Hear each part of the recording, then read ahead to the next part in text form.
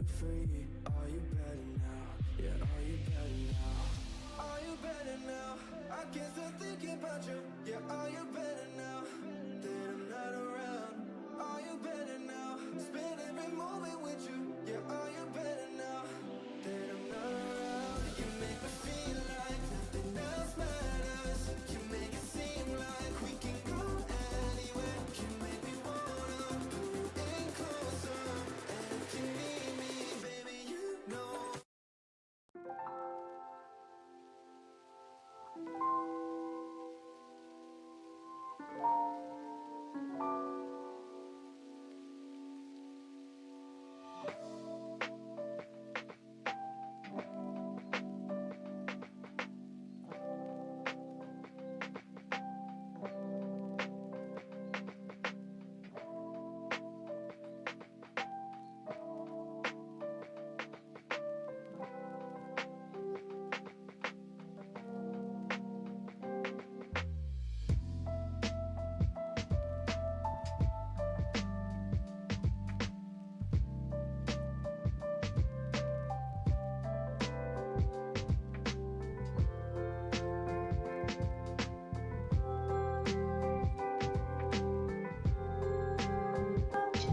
Sumali pala siya ako nung yun eh. Uy, bakit nakatito ka sa likod?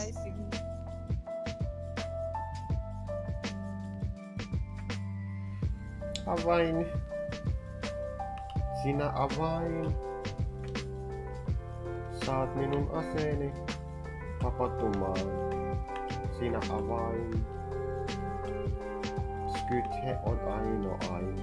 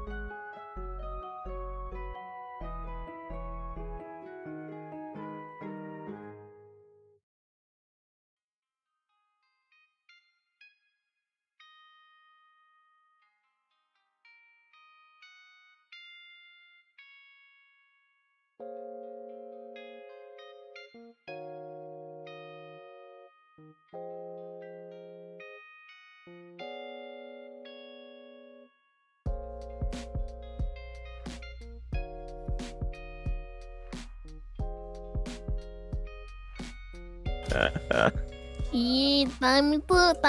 fight.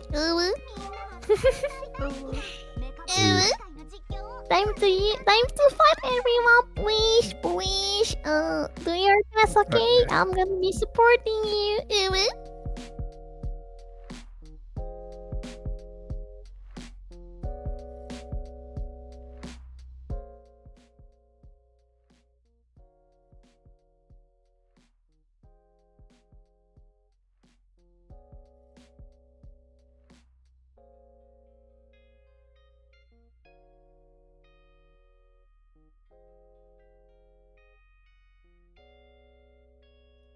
I don't know why I'm so nervous. Why am I nervous? I don't understand.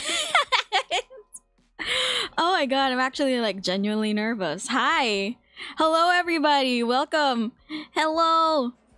And also yes, the uwu. The uwu. What? Wait, what do you mean my clips are not showing up? My clips are not showing up in my lobby. That is weird. Anyway, hi everybody. Hello. No! I just came back, guys. Stop with the bully. No. Nervous siya. Yeah, I am. I haven't. It's weird not being able to use my model for 2 weeks. Stop with the bullying, guys. It's weird not being able to use my model for 2 weeks, and then suddenly I am here. Why is nothing working in my lobby? But thank you for the confetti, Neng. I am back because on the surface you are calm and ready. I am not actually. I feel like there's gonna be scuff because I haven't, like, 2 weeks is a short time, but 2 weeks does a lot. Aim training, guys, please. Koreana spotted. Ay, anong Koreana? Excuse you. Hi, Kaiju. Hello. 2 weeks gone and everything is broken. Yeah, everything is not working right. Why Mix It Up is supposed to work?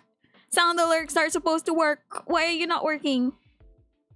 Maybe you should eat some mom spaghetti. Our knees weak, arms heavy. Yeah. That's all I remember from that song. But yeah, hi guys, how are you guys? It's been 2 weeks. I miss y'all. I genuinely miss you guys. Like, not kidding. Like, touching grass for 7 days straight was fun, but damn, I miss being online. My mom makes really sweet spaghetti. My mom too.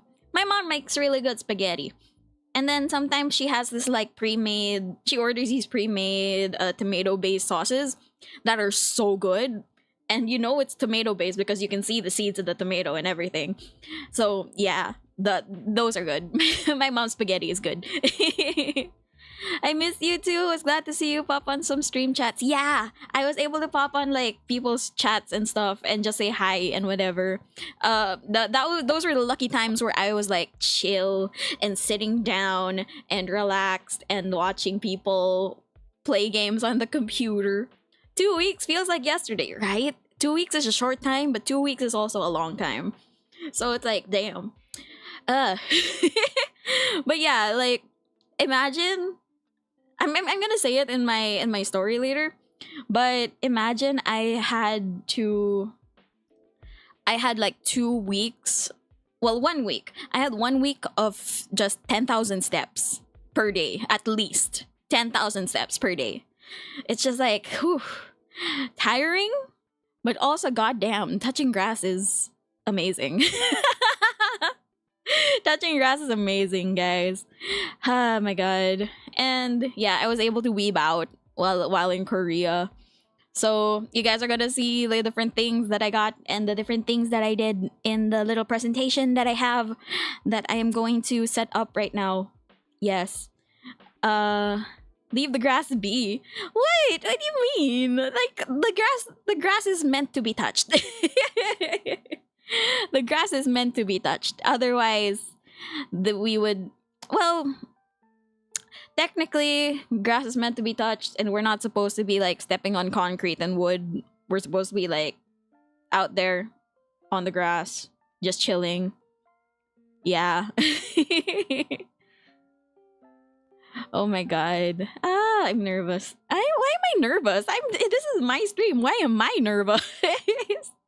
I think it's because like I really want to like show you guys like what's up and what's happening, you know. So many signs saying don't step on the grass. That's because they want the grass to look pretty. In order for something to look pretty, you preserve it. But unfortunately, like nature-wise, we are meant to touch grass, you know? Like grass is pretty, but it's meant to be touched.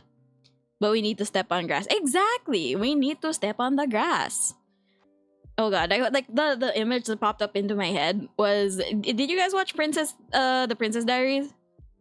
The one with Anne Hathaway and stuff? Like there's a couple of scenes where she goes to her grandma's house, the queen's house, and like she steps on the grass, like going to the door. And then once she steps on the grass, there's like this announcement from the speakers that's like, get off the grass, in like several languages. Get off the grass. In Genovian, in Spanish, in French, like they're saying step off the grass. It was so aggressive too, and I'm just like, yes, I that's a core memory for me.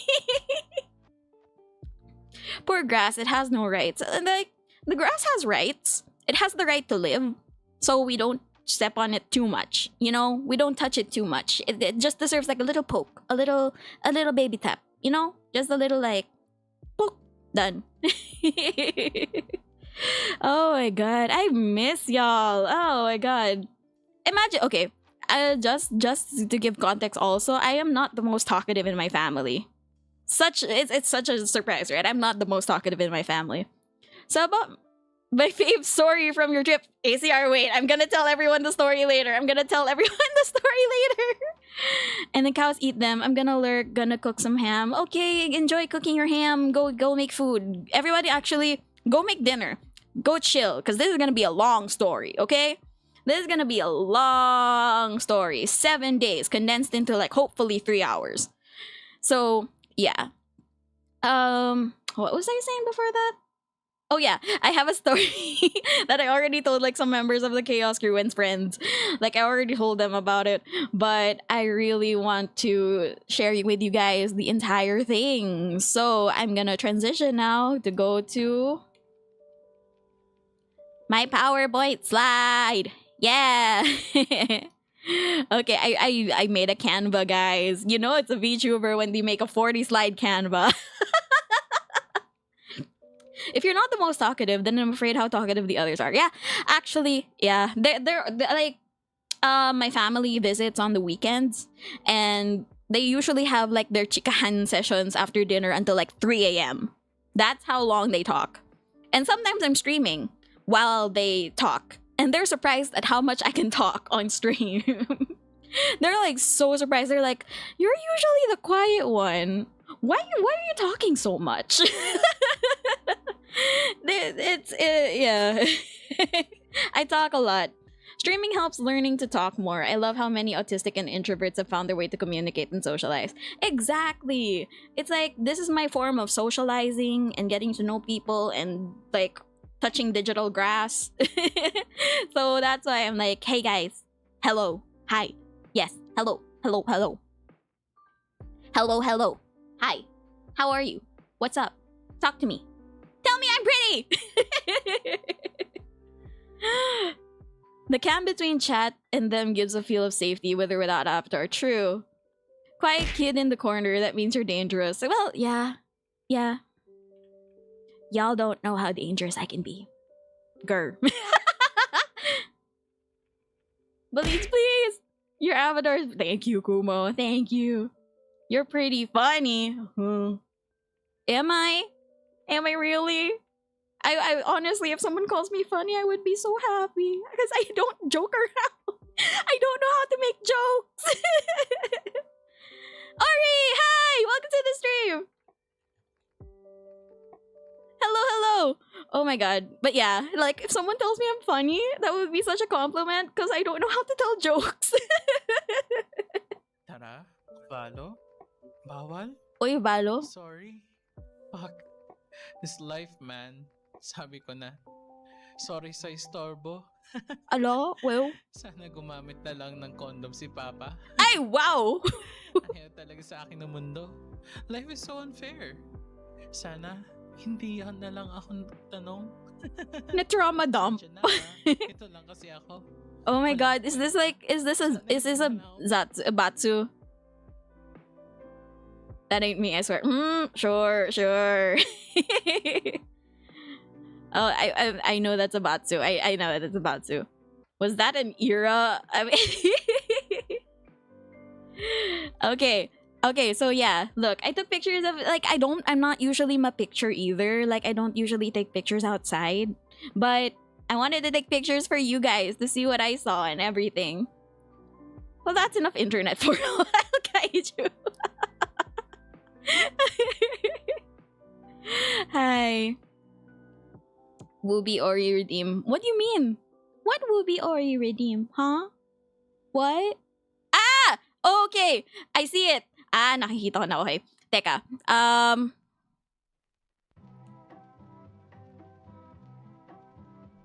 Wait lang. Ayan. 17 at 10 segundo. Pagdating ng 22 minuto, 10 segundo, tapos ng pagsasalita ng Pilipino. Ayun. Anong ayun? Ayun. So, ito na. Kasi, medyo sinasanayan ko pa sarili ko magsalita ng Tagalog at Ingles kasi grabe guys, as in yung total ng aking pagkakaalam ng Koreano nagamit sa buong biyahe. Seryoso, hindi ko talaga kayang magsalita ng maayos pagkatapos ng trip. Ay, nako. Ayun, ito nga. Ayun, numalis ako. Teka lang, may aeroplano. Ayun, ikukwento ko na yung buong biyahe ko sa South Korea. Anong South? Hilaga at Timog Korea. Timog Korea. Okay. Ayun, yung mga nangyari sa aking trip. Ayun, masaya naman siya. Timog Korea. Kasi ano pa na, diba? Timog, South. Diba? Hilaga at Timog, Silangan at Kanluran, pataas, pababa, pakanan, kaliwa. Ito ang mga direction. Diba? Tama naman, diba? Yan yung natutunan ko, di ba? Teka, nagdududa ako sa natutunan ko eh. Teka.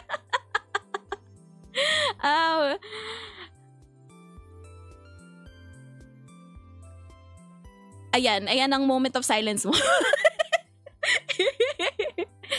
Oh my God. Ano ba? Totoo ba? Diba? Tama yun, diba?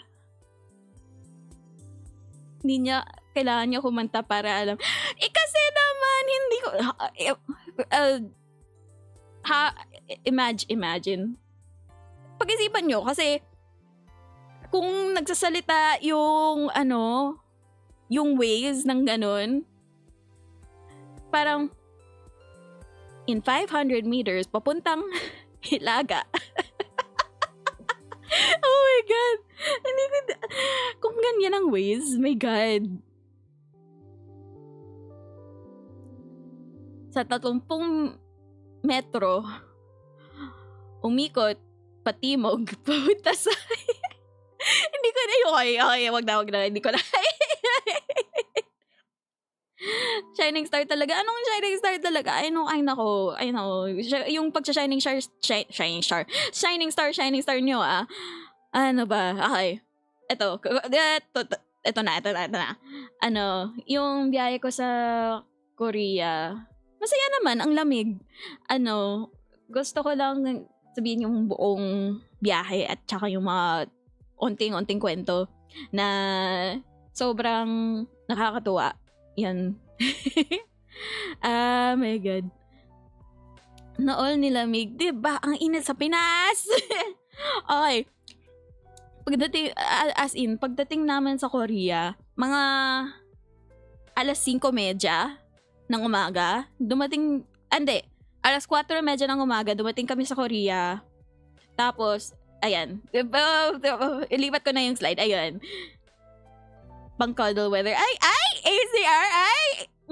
Sana all may ka-cuddle weather. Sana all.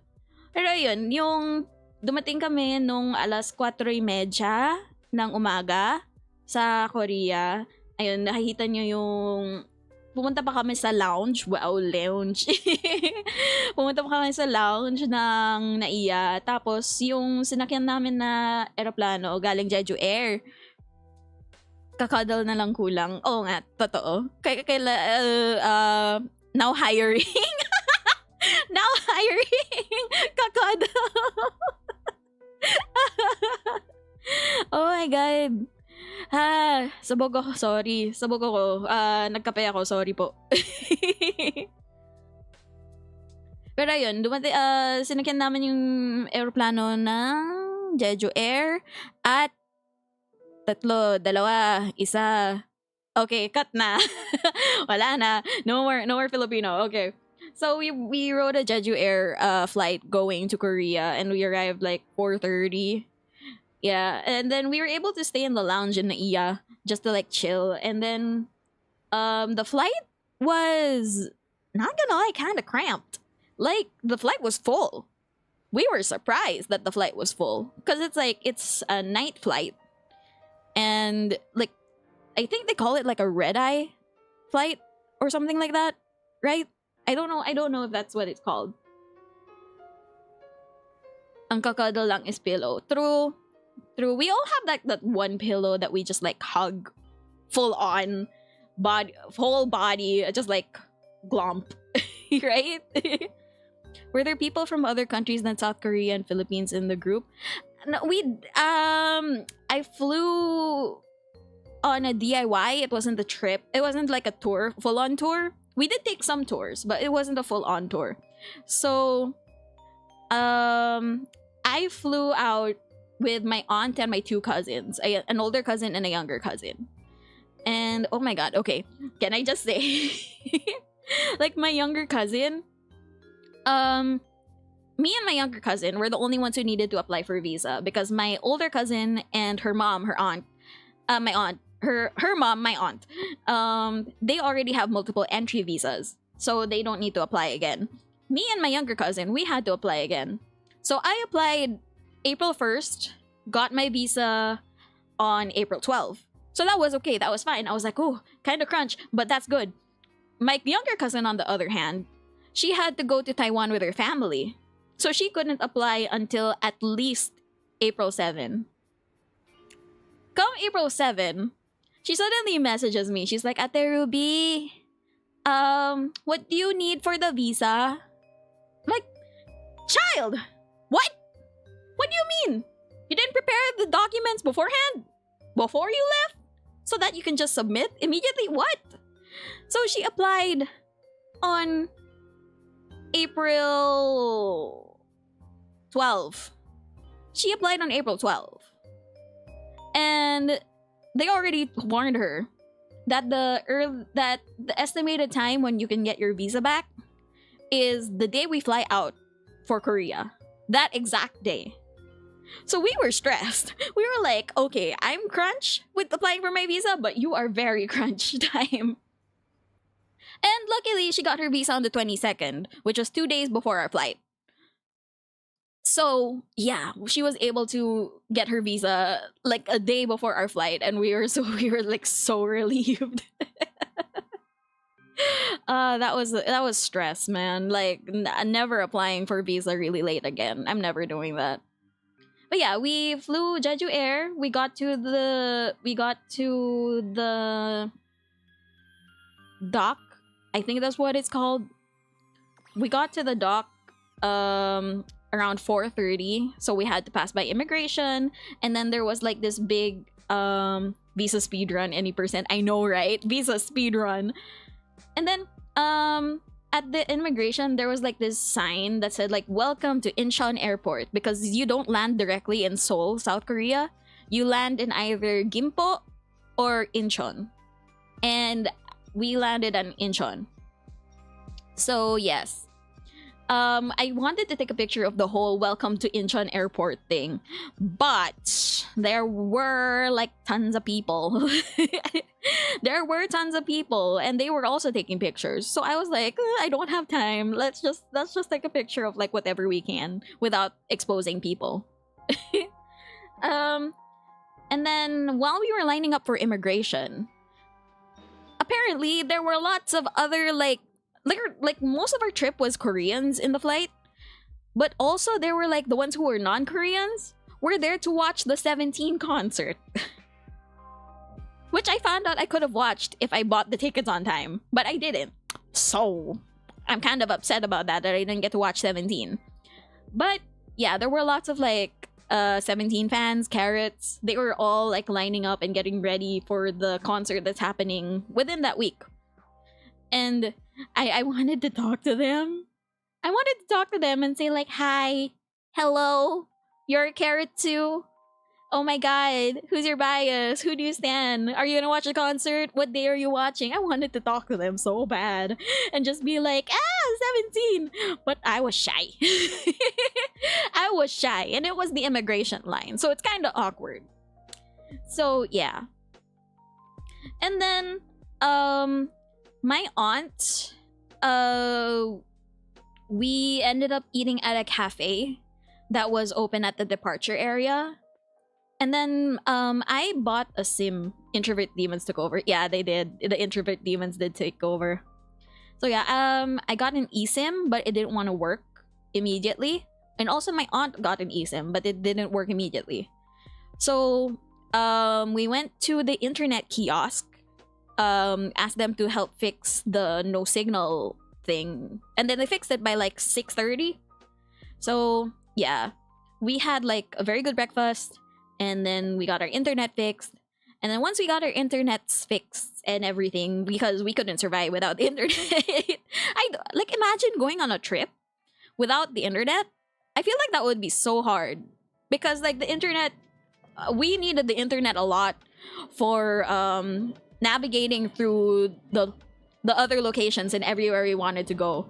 So if we didn't have the internet, oh my god, we would have just been lost children.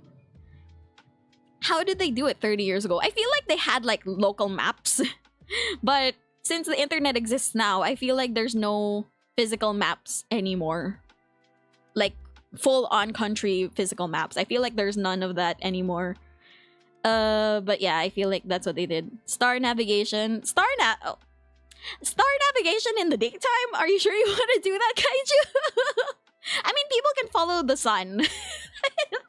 That's the thing. People can follow the sun. But yeah, bless the internet. Bless for it existing, because I feel like we would just get lost. I follow the stars in the day. Wait, how do you see the stars in the day? Are you blind? The only star in the sky is the really hot sun that will blind you. And walking towards the edge. ACR, please. Also probably relied on guides more and explored less. Yeah, if they had like if we had tour guides, it would have been okay. It would have been easy. Back in my day. Yeah, if I feel like if we had a tour guide throughout the thing, we would have been pretty okay, you know? We would have been pretty okay. Oh my god. Okay. Back in my day, we used to have you used the big ass star. I mean, yeah, you can use the sun and like direct yourself to the directions, but us, we're very reliant on the internet. We survive because of the internet. Okay, so around 6:30 or 7, we were like, okay, so how do we go to Seoul? How do we... I have my notes here. Wait lang. So yeah, we were thinking of how to go to Seoul, and my aunt's like, okay, because we're saving a bit of money, me and older cousin will go take the bus. Ruby and younger cousin, you guys take the train because it's cheaper. Back in my day, we followed the trenches to find our way. World War II jokes. Oh my god. like World War II is not a joke. It is not a joke, but when veterans talk about their stories, I guess people parody it a lot. So yeah, like okay, guys, I'm taking this time to plug in also. Like I'm taking this time to plug in. If you guys want to help support veterans and help their mental health by letting them play games on the computer and stuff, start donating to my Stack Up. Stack Up is a charity that helps war veterans and stuff like that. So yeah, if you guys want to help them out, please donate to Stack Up. Yeah. I found an egg beater. I can now Hello, beat your eggs. Mangsora, welcome to the stream. And hello, Flack, welcome back. Wait, Mangsora. Back in my day, we used to walk for 10 miles on one leg under the sun at night. On one leg? I'm a good donation promoter. Thank you, Kaiju. Thank you so much. But damn, 10 miles on one leg. You must be tired by then. Unintentionally. Yes, unintentionally, Kaiju. Okay. Going back. So, me and my younger cousin, we took the airport train going to Seoul. And then we went to where our hotel was, which was Myeongdong. So, yeah, we took the train. And then, there was, like, on the way to the train, okay, I don't want to say that Koreans are fatphobic, but there are so many, like, healthy promotions in Korea. There was so much healthy promotions in Korea. Like, here, this thing right here. Okay, so there are walkolators. Walkolators are the straight path escalators that are just like a conveyor belt for you to go noom. Yeah. Me and my cousin, we are just like, we're too tired of using the walkolator because we've been using it a lot at the airport. So we'll just walk in between the walkolator. They need able-bodied men for military service. Yes, and to have able-bodied men, you need to help with their you need to help them with their mental health. So if you want to help them with their mental health, please support Stack Up. Okay, so we went in between the walkolators, and we noticed in between the walkolators, there's this thing on the side of the walkolator that shows how many calories you lost by walking beside the walkolator and not using the walkolator. Honestly, I like that kind of system, right? Right? So, yeah, it showed how many calories you were losing from just walking. And there were lots of signs like that actually in Korea where they're just like, if it's a flight of stairs, they're like, each step is 3 calories. And each step gains you another year of your life. Like something like that. They have a lot of healthy promotional things on like stairs, on walkways, on pathways. And it's really honestly like it's slightly fatphobic, but also at the same time it's like, yay, we're monitoring our health. And I actually don't mind that. I don't mind that a lot. So there, we went up the escalator going to Myeongdong, and then we got there before my cousin and my aunt, because my cousin and my aunt, they went off the wrong bus station. They went off the wrong bus station. They thought they were at the right bus station, but they went off at the wrong one. And they ended up taking a taxi going to our stay. We went to a hostel. We went to a hostel in Myeongdong. Kakamiss ng South Korea. I know, right, Ouija? Right? Hi, Ouija. Welcome to the stream. How are you? How you doing, bro? What's up? I saw that you were at the Kitsune Cafe.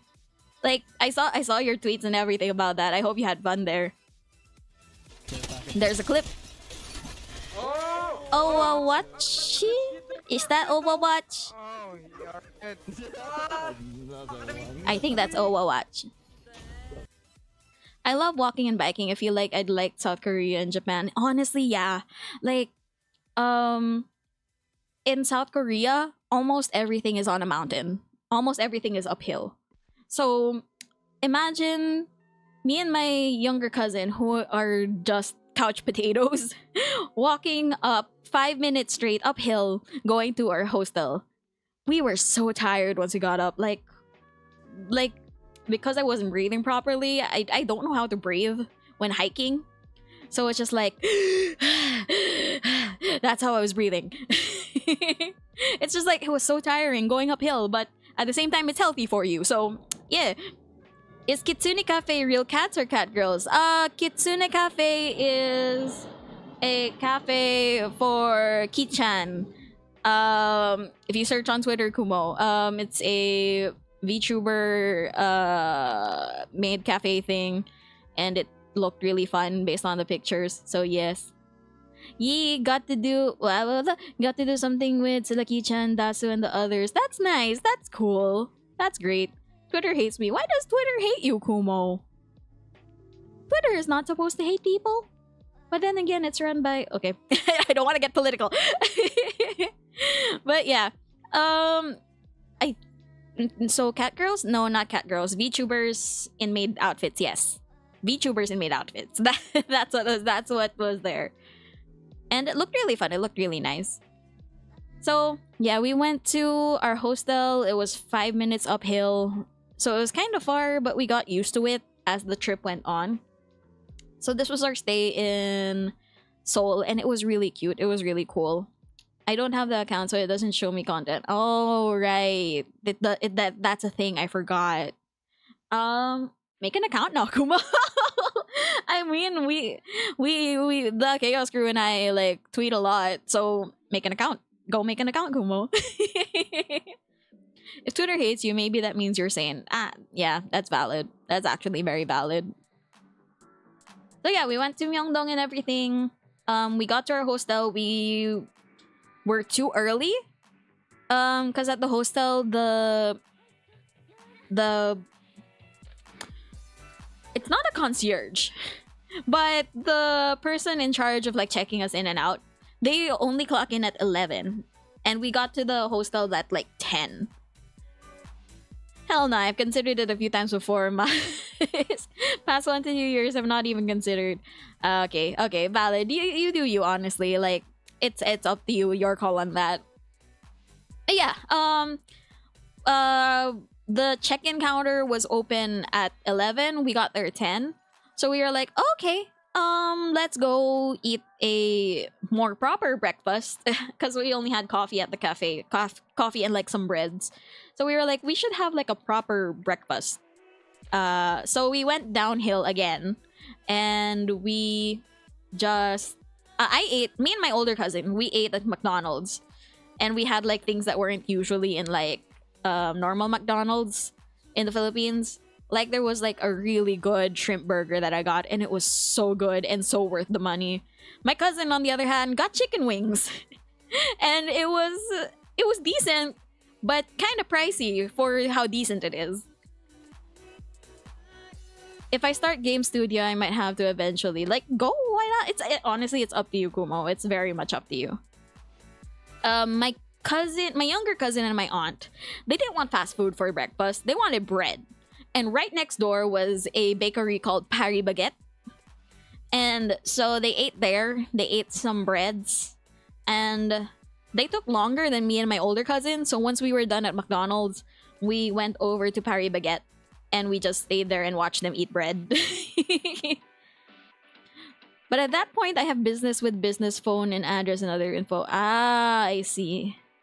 Oui. Yeah, it's called Paris Baguette. Paris Baguette actually has really good breads. They had like this one like stretchy bread that was supposed to be like a cheese bread. And honestly, it was really good.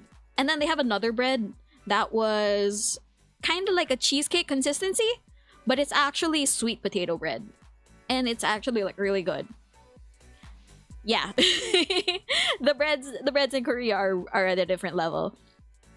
So technically we were only allowed technically we're supposed to check in at 3 p.m. because that's when the hotel said that it's allowed. But since we messaged the manager there early, they're like, "Oh, you're there early? Okay, it's okay. You guys can check in at 11. You guys are allowed." So we went back another 5-minute trip uphill And we checked in, we just chilled for a bit, and then we like fixed our itinerary because it was day one. We're tired from the flight. I didn't have any sleep on the flight, honestly. But at the same time, we didn't want to waste any time. And I had scheduled a dance class, which I'll talk about later, but I had scheduled a dance class for me to take in Korea. Did I really fly all the way to Korea for a dance class? Maybe. Was it worth it? Yes. It was worth it, honestly. I'll tell you guys more about it later. But me and my family, we were thinking about like, oh, what will we do for the day and all that. And my aunt was like, okay, since singer na, dancer pa, san ka pa, kaiju please. Oh my god. Actually, that's how I met Anna. Like, I don't think I told you guys about how I met Anna. I think I can tell the story because it's just like very generic. It's kind of generic.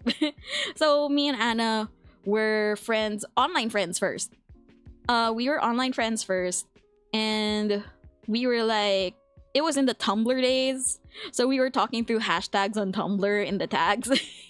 And then we find out like, oh, you're Filipino, I'm Filipino. Oh my god, Filipinos.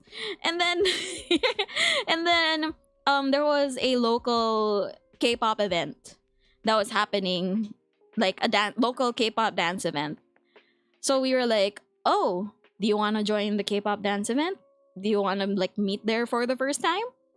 And then we ended up meeting there for the first time, and we ended up dancing, and we were just like very chill. We were very cool about it, and yeah, that's how I got to meet Anna in person for the first time through a K-pop dance event. So yeah, I'm okay with dancing for like a while, but I haven't danced in a long while either. So, what else did we do after? Okay, so we fixed our schedule and everything.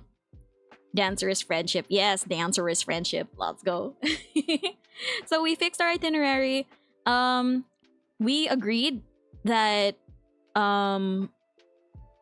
we will have lunch in Gangnam. Since Gangnam is near, kind of like a station away, like a few stations away from my dance class. So we were like, okay, let's go to Gangnam. Let's have lunch there. After that, I will go to my dance class. My cousins and my aunt will go tour around Gangnam. And when we went out, we wanted to pass by like somewhere like a pharmacy just to get like pain relievers. Pain reliever ointment, pain reliever, like something like Vicks. We wanted to get something like Vicks Vapor Rub. We wanted to get something like that. But we got distracted because there was this like famous ointment on TikTok that my aunt wanted to get. And it was in Korean, so she didn't know the name. But being your resident Korean translationarists, I was like, okay, I will go ask the pharmacist at the counter for your item. And then literally, if you translate what I said to the pharmacist, I was just like, oh, do you have this item? Okay, how much is it? Oh, it's 10,000 won. And then I translated everything to my cousins and my aunt. And like that, you know, that feeling of like, oh, I was speaking in words that that other people don't understand. I had that feeling of like, oh, the things that I said are basic knowledge. They're basic Korean phrases. But my cousins, they were suddenly like jaws dropped. They were like, Ate Ruby, you can speak Korean fluently. Oh my god. They were so shocked by like me speaking Korean fluently to another Korean. They're just like, oh my god. Can you talk like that all the time? They were just like so surprised that I could speak Korean fluently, and I'm just here like, those are basic phrases. Literally, you can just learn them off the internet. It was like a mind blow for me to think that, oh, my family doesn't know Korean the way I know Korean.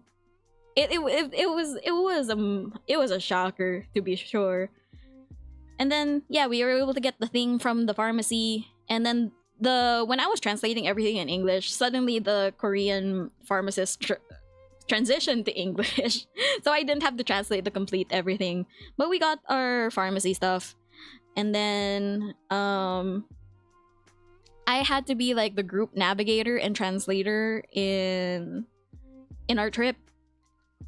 So on the way, wait, let's see the next slide. Yeah, so on the way there, I saw a pigeon. I saw a pigeon for the first time, guys. Like, looky. I've never seen a pigeon before. Like, I've only seen a pigeon on the internet. So when I saw the pigeon, I was like, oh my god, there are pigeons everywhere. Yeah, it's my first time to see a pigeon in real life.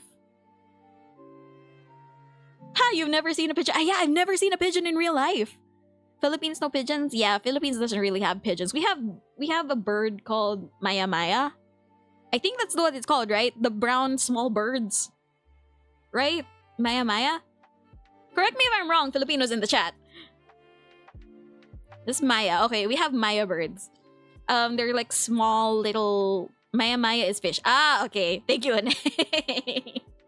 So we have the Maya bird, which is like a really small, really cute bird that's brown and white. That's what we have instead of pigeons. Davao has a lot. Davao has a lot of pigeons? Really? I should go to Davao. But yeah, there were lots of pigeons. And I was like, wow, it's a pigeon. An actual real-life pigeon. And then, yeah, when we were going back, I have a neighbor who raises pigeons. Oh, that's cool. I wonder how they deal with, like, how to feed them. And it smells really... I can imagine. It smells really bad. Like, I imagine all the bird poop and the other excrements. I can imagine, man. But yeah, pigeons look cool. Pigeons look fun and great. And they look like they're enjoying their time in the world. And then, I didn't say this earlier, but when you go down from our hostel uphill, going to the main train station area, I know some people who were pooped. Oh no, that's bad. That's sad. That's sad, genuinely. Like, I only see videos of, like, pigeons pooping on people because, like, there's this one video set where someone fed pigeons laxatives and it just started raining poop everywhere. I have had a pigeon problem for the past year on my balcony. Really? What do you mean it's a problem? What happened? Before they took over, I didn't mind pigeons. No hate, no love. But because of the pigeon problem, you're kind of pissed, aren't you? But now I have issues against them. Understandable. Very understandable. What was I saying? Okay. They made nests and poop on the whole balcony. Oh, damn. Did the guy who fed the pigeons laxatives got arrested? I don't think they did. I don't know if they did, but they took a video of it and posted it on TikTok. And it was just like a rain of poop everywhere. So yeah, that's my exposure to pigeons before this opportunity came. Before I saw pigeons in real life. That was my experience with pigeons. And then, okay, going back. When you walk downhill from our hostel going to the train stations, there's like this big sign that says I love Seoul. I couldn't take a whole picture of it again because it's just like it's there. But yeah, it was a pretty sign. It was a pretty sign. And it kind of like solidified na parang, oh, okay, we're kind of in the touristy area. We get it. Yeah. And then once we were in the train station, my cousins got surprised that I physically gasped because I saw these signs. I saw these signs in the train station and I was like, oh my god, it's Genshin and Honkai Star Rail. It's giving me signs to go back to Hoyoverse game. So the first one is I'm not sure what it translates to, but it's about like Arlecchino being a father. So it's just like something along the lines of like the father has arrived or something like that. I have to translate that. But I understand the first word, which is like the father's something, like possessive. The father's something. So yeah, it was about Arlecchino, and I was like, whew, Arlecchino. I immediately sent this to Anna because Anna is still in her Genshin phase. And then there was this one. It's like Star Rail first anniversary, congratulations, something like that. And then yeah, it's like these new characters that I haven't played before. So I ended up like taking a picture of those, and it was really cool just to see like, oh, Hoyoverse games, nice. Sweating profusely. Kaiju. Why, Kaiju? Why are you sweating profusely, dude? Are you okay? Oh my god. Okay, so we ended up taking the train station, going to Coex, which is like a mall complex of sorts. And then my cousins wanted to go there first because my cousins and my aunt, my family wanted to go there first because there's this like really big library there, and they wanted to go to two places in Gangnam, which is the really pretty aesthetic library that was really huge and really big. And they also wanted to go to the Gangnam Style statue. They wanted to go to the Gangnam Style statue. So they wanted to go to those two places in Gangnam. Me, on the other hand, I didn't really want to go there. So they were like, okay, while you're at your dance class, we will do this. I was like, okay, fine, that's cool. That's good. And then when we were riding the trains, oh my god, the trains are so different from the trains in the Philippines. Well, for one, they're huge. Like width-wise, they are huge. And length-wise, you can see from this picture over here, it's like, it goes on forever. Like, extends forever in a day. Like, it's so big, and it's so long. Like, can't the Philippines have that? Can't the Philippines train stations not be so cramped? Please?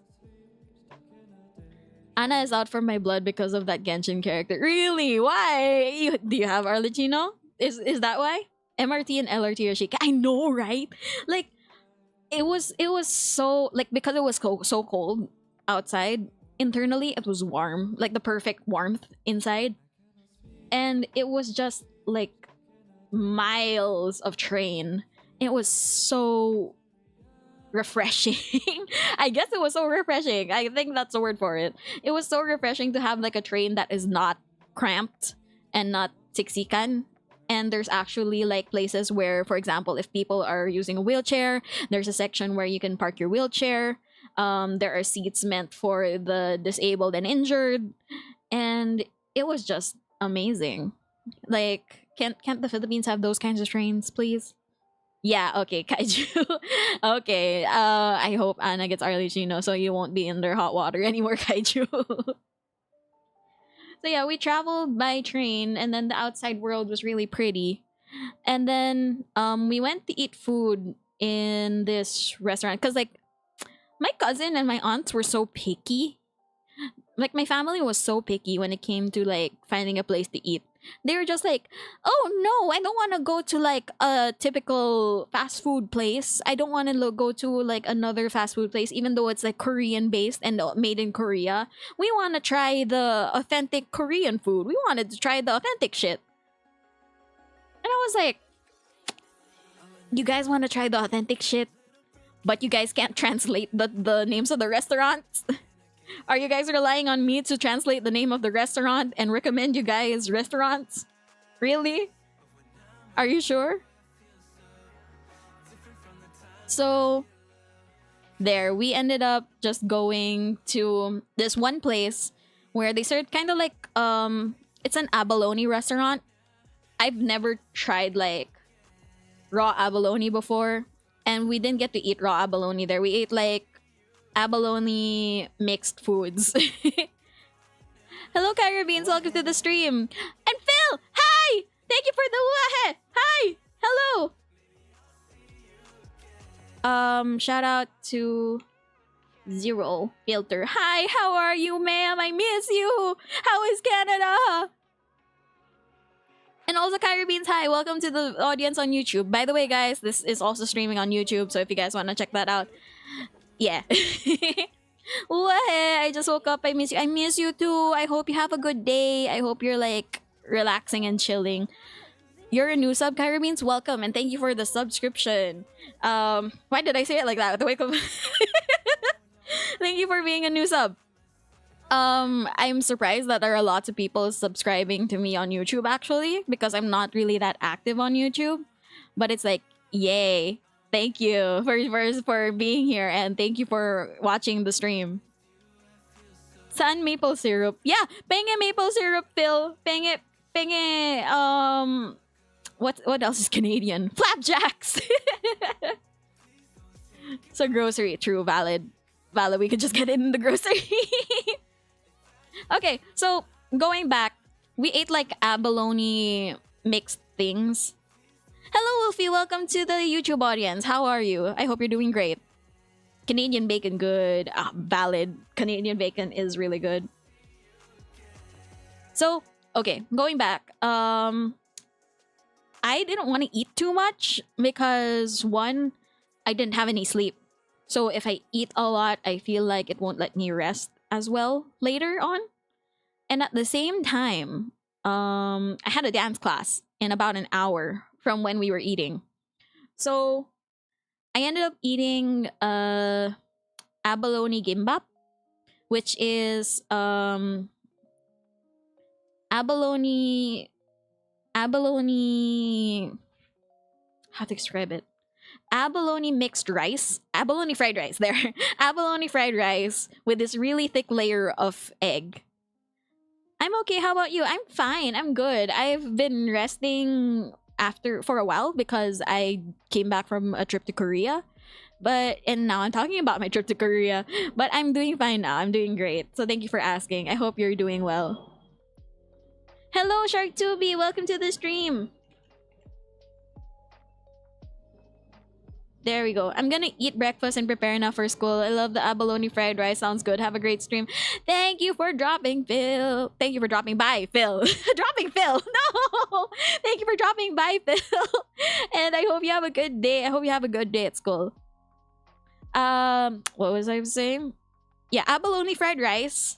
With really thick layer of scrambled egg wrapped in seaweed.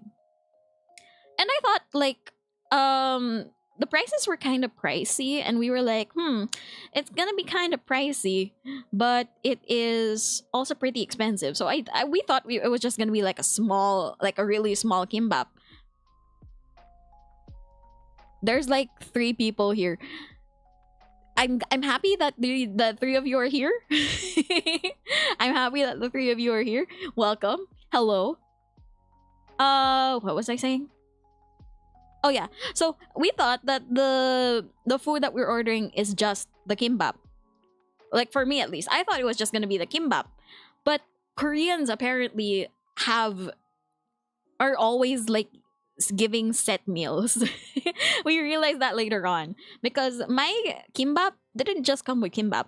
It came with kimbap, it came with side dishes, it came with a big bowl of soup. And I was like, oh my god, this is actually a lot of food. I don't think I'm gonna finish it in time for the class, especially like with me like about to have the class in about an hour and I still had to commute to the class. Luckily, like I finished like 6 pieces out of 9. I finished 6 pieces and then my cousins who were sharing one set meal, they were like, oh, we can finish that off for you if you want. And they ended up eating the other 3. And yeah, I really didn't have time to finish my food because I had to run to the dance class. So I ended up paying for my food because my family is like, okay, we're gonna pay for our own shit here. Ooh, sounds delicious. It was good. It was good, and if I had more time and more stomach capacity, I would have finished the entire thing. But I really had no time. So I finished the food. I paid for my food. And I just zoomed to the to the train station so I could go off to the dance class. And then the area where the dance class was at Songsu. Seongsu is another city in Seoul, and it's kind of like Ortigas if it was cleaner and had better walkways. It was kind of like Ortigas. So we just chill. No, what we? I just chilled while walking towards the dance class, the dance studio, because it was like a 5-minute ish walk going to the station, to the studio, and it was a good walk because it was breezy. The sun wasn't too hot. The wind was like I'm in the air conditioning. It's just like, thank you. Off topic, but I love your model. Thank you so much. I appreciate that you like my model because it was made by the lovely Meowsomilk on Twitter, and I rigged it myself. I rigged this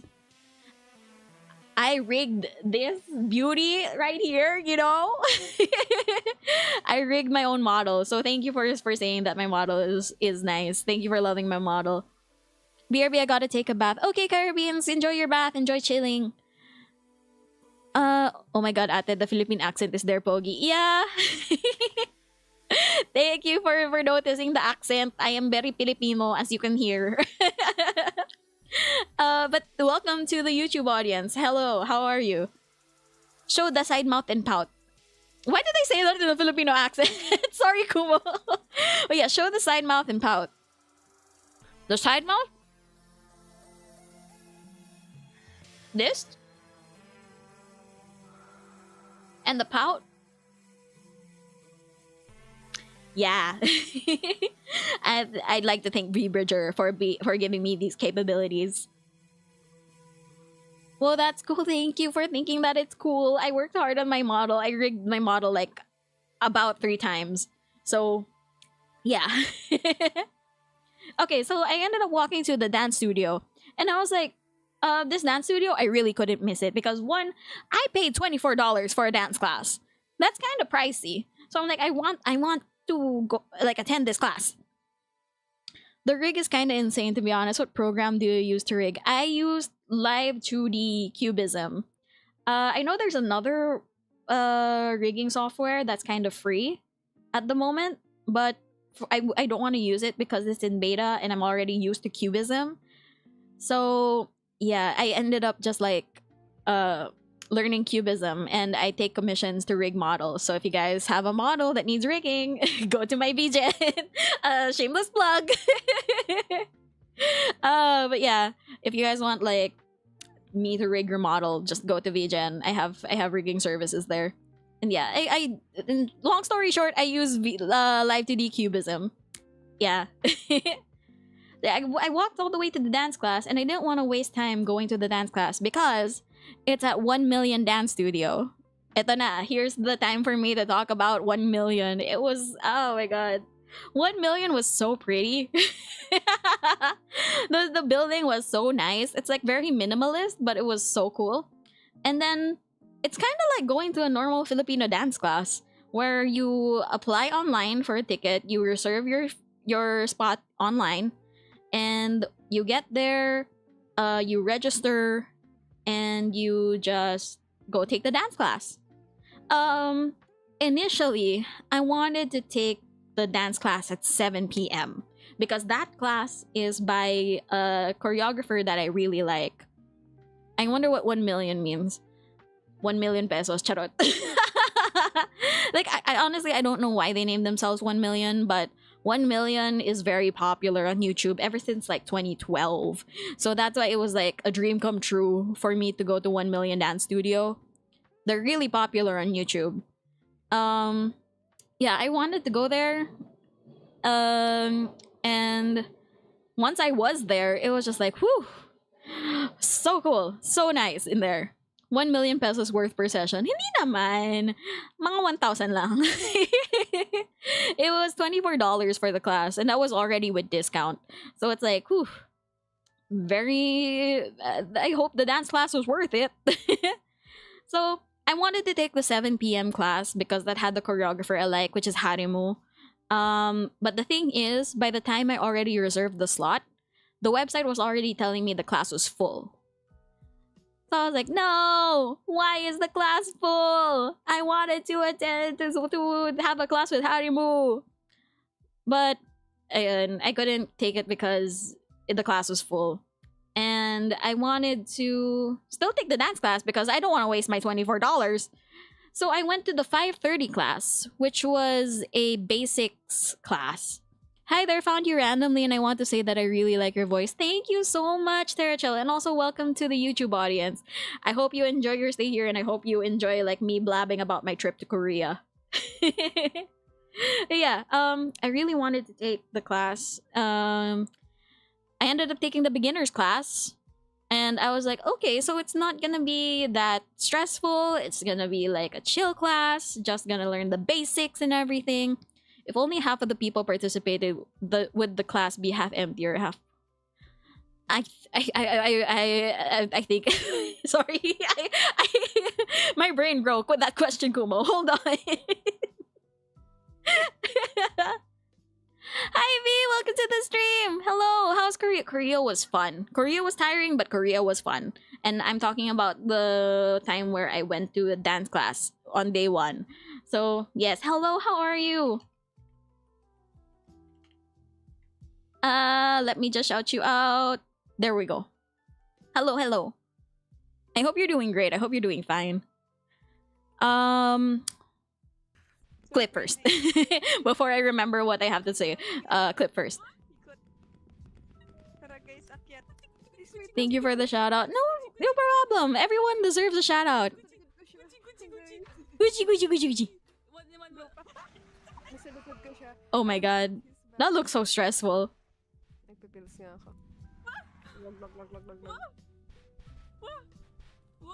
What? Oh my god. That looks so stressful. Yeah, going back. The class was really full. So I went to the 5:30 class, which was like the beginners class. And I was like, okay, it's probably like a really easy class. Because while I was waiting, there were people already there. Waiting for the class. It was... I can feel the stress. I'm glad you survived that stress, B. I'm glad you survived that stress. So yeah, I took the class... I don't know. While waiting, I thought it was gonna be like a really easy class because it said that it was beginners class in the website, and at the same time, in the waiting area, there were like these 12-year-olds, 11-year-olds also waiting outside in that area. So I was like, okay, probably gonna be really chill. I mean, like if it's enough for like kids to take, I'm pretty sure it's pretty okay. And then they told us to line up. They told us to line up. And then, for some odd reason, the line was split in 2. There was the one near the studio. That was right next to the studio, right next to the doors that you guys can see over there. And then there's the line that was away from the doors. So I was like, why? Huh? Why are there 2 lines? And why are the kids lining up in the other line? Turns out, that other line was for the 7 p.m. class. There were people who were super fucking early for the 7 p.m. class when there's still a 5:30 class about to happen. You'll vibe with them because you're... Because I'm what? Because I'm what? Kaiju. Huh? Because I'm what? What am I? Small. Am I still small now? Do you see me? Am I still small now? Huh? Sir? Okay, no, I have to actually go back to being small. I'm not small, okay? That's some crazy dedication to classes, right? But I think people were just excited because Harimu is like a really popular coach at 1 million. And yeah, I wanted to take her class, but I ended up taking the basics class, which was with another teacher. And I'm gonna show videos a bit of the class of like some people that I met. But Harimu, like after our class, it was 10 minutes to the next class. It was 10 minutes to Harimu's class. So I was still able to see Harimu She's the one. She's this person dressed up here. I was still able to see Harimu through the glass door of the classroom. And the studio was actually like really big. Like, it's enough for like a normal university classroom. That's how big the studio was.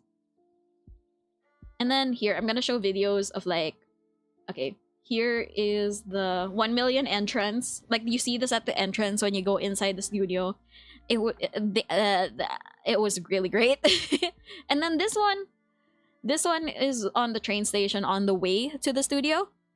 That's promoting Arlecchino. It says something along the lines of, this woman, I mean, the father has arrived. It was something along those lines. So yeah. When I took the class, there were actually like a lot more foreigners than I thought. I thought the class was going to be mostly like Koreans. I thought it was going to be mostly Koreans, but half the class was actually French. And then I made friends with a Swiss girl. And then you can see like the dancer stereotypes in the class. Like, there are only like 2 dudes, like literally 2 guys in the class. One guy he kind of looks like a 2000s Japanese idol. He looked like a 2000s Japanese idol. And he was really trying his best to be exaggerated and look like he knows what he's doing. But when it came to the routine, he just kind of looked silly. I didn't want to be mean, but he kind of looked silly. And then the other guy, he looked like he was the owner of... he looked like a CEO trying to get to know how dance classes work. Because he's on the older side. I can admit that. He's kind of on the older side. But yeah. And then there were some people who were there. Like, there was this group of 4 French women. Finnish ex-kid stars in South Korea learning dance and music production. Oh, that's cool. Like, honestly, when it comes to like musical skills and dance skills, Korea is actually like pretty good. Honestly. But yeah, there were these 4 French girls. I think they were a dance cover group. Because once the coach played the song, they started dancing like this choreo. And then the coach spoke straight Korean, but then sometimes she'd like talk in English.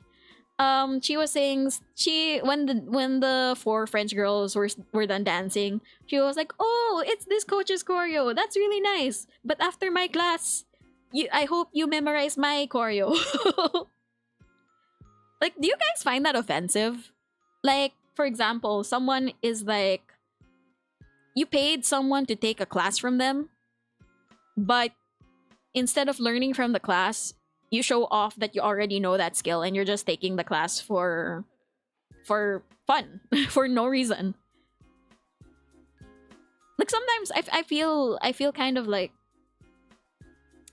it's slightly upsetting for me when people do that, because it's like, you're here to learn, but you're showing off that you can learn past what they can teach you. So why are you here? Right? For example, you're going to a painting class and you're just like, okay, this is a basics painting class, I want to go to that. And then there's like a student who shows off their version of Mona Lisa to the teacher before the class. And it's just like, why are you here? Why are you here? If you know how to do this already, then why are you here? So yeah, other than that, like, there were some people who were obviously like, they were there to... There were some people... Yeah, there. That's the word. Thank you, Kaiju. There were some people who were there to definitely just like flex and be like, oh, I can dance. But there were other people who were like, I really don't know how to dance. I am having trouble. I am having issues. This is advanced for me. So it was like a good balance between the two. And then... Wait, I'll pause. So, this video, I made friends with a Swiss girl in the class, and I took videos of her, but in the middle of me taking a video of her, the coach is really cute. The coach was like, she was very much like makulit. She was very fun to be around. While I was taking a video of the Swiss girl, the coach just like zoomed past the camera and I got distracted. So here's the clip of that.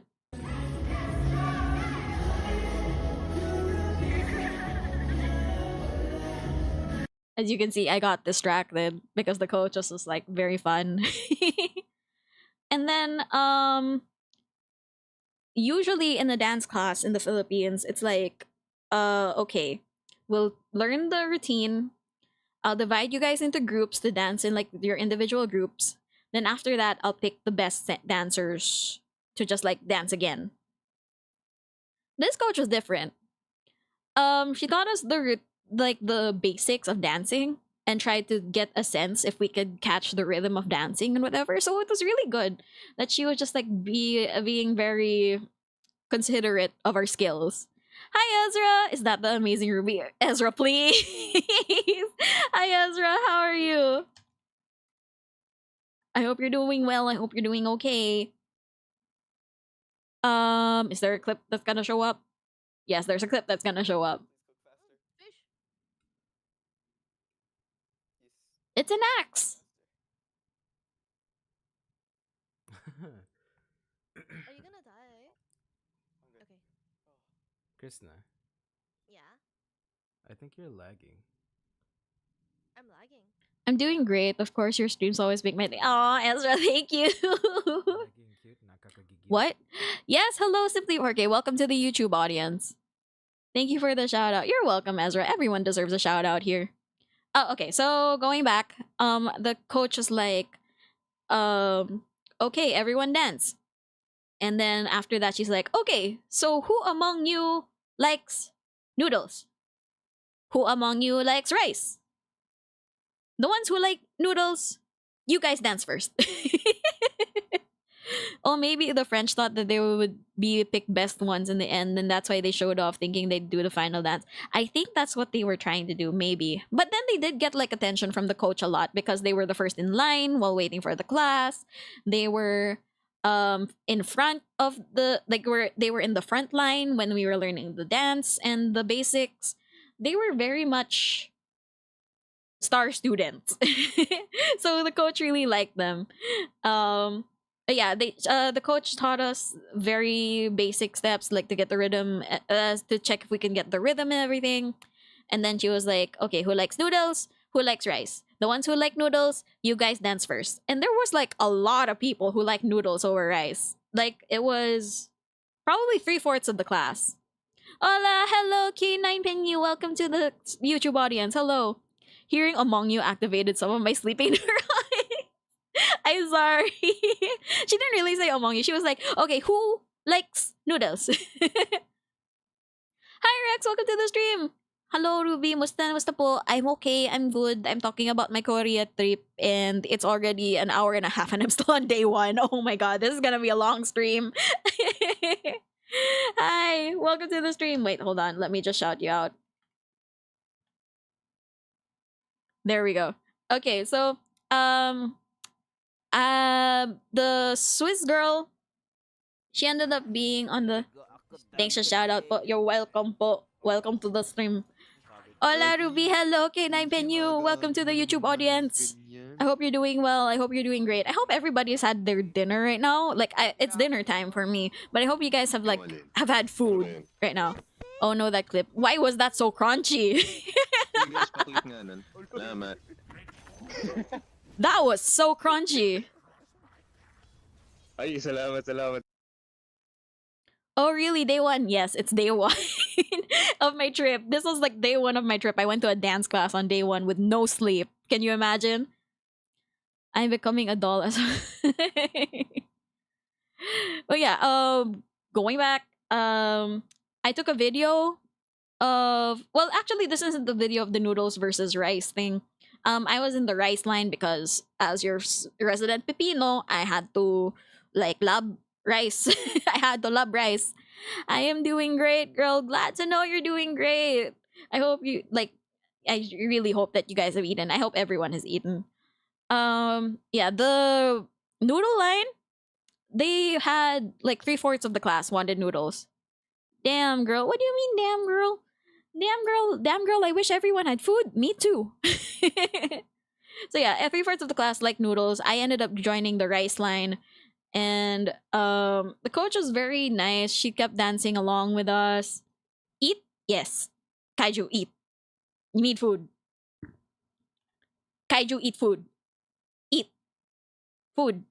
Everybody food. Eat. Go eat food. Yes. I took a video. There was like after the eat bulaga. Kaiju, please. I gotta go because unfortunately I have night class this week. See you. Go. Good luck with your class. No bulaga. ACR, please. Go. Have fun with your class. I hope you're doing well and doing great. You dance nonstop. OMG. I didn't dance nonstop. I like honestly the class was easy, but because I was sleep deprived, it was so hard to keep up, and it was so hard to be like, okay, I can match the tempo. I can dance it. I'm good. Just aim training. ACR, please. So yeah, I took a video of them after the noodle versus rice groups. They're like, okay, which 7 want to dance? And like I kept getting noticed because the coach was like, guys, if you're not dancing, cheer on for the people who are dancing. So me, being the Filipino I am, and being like, okay, I've been to dance classes and we are always so hype watching other people dance and supportive, I was the loudest cheerer in the class. Like I was going like, hey, let's go! Woo! I was shouting. I was shouting throughout the class, and every single time I shouted, the coach was always like, oh, thank you for cheering for them. Like she always paid attention to me because I was shouting the loudest for everyone. Cheering is never bad unless you know when is it a bad time to cheer? I mean it's all cheering is always good except when it's like socially not acceptable, I guess. Like when it's like not a moment to cheer. Like I don't know why, but the first thought that came to my mind of when not to cheer is at a funeral. Yeah, that's not the best time to cheer.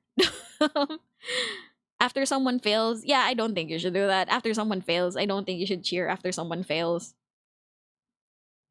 But yeah, going back, I was the loudest person cheering, and then she's always like addressing to me. And then there were times where she was like, oh, do you want to join the 7 that are dancing? Do you want to dance with the others? And I was just like, tired. No, thank you. I'm out. So I was like, I kept like saying like, no, I don't want to dance. It's fine. But I ended up like taking videos of the ones who wanted to dance. Hi, just passing out to say hi. Hope your trip to Korea was the best, or at least good. I'm texting illegally in school now. Help. Good to see you back, Ruby. Hello, Kuro. Thank you so much for dropping by, even though you're in class. Pay attention. Pay attention in class, Kuro.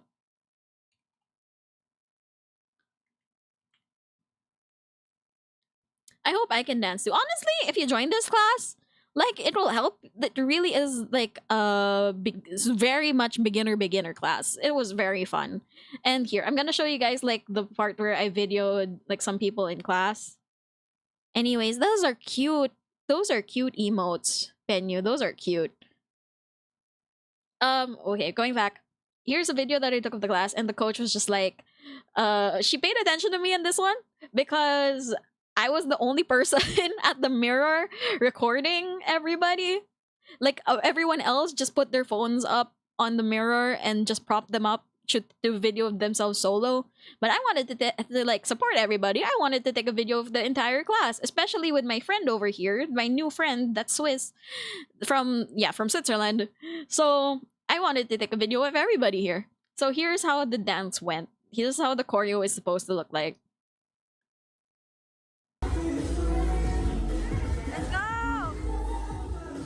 You guys can hear me cheering. And me laughing at the coach. She's like very cute. She's very adorable.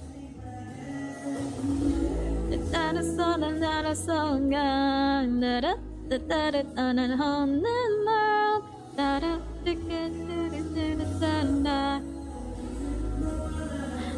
get started.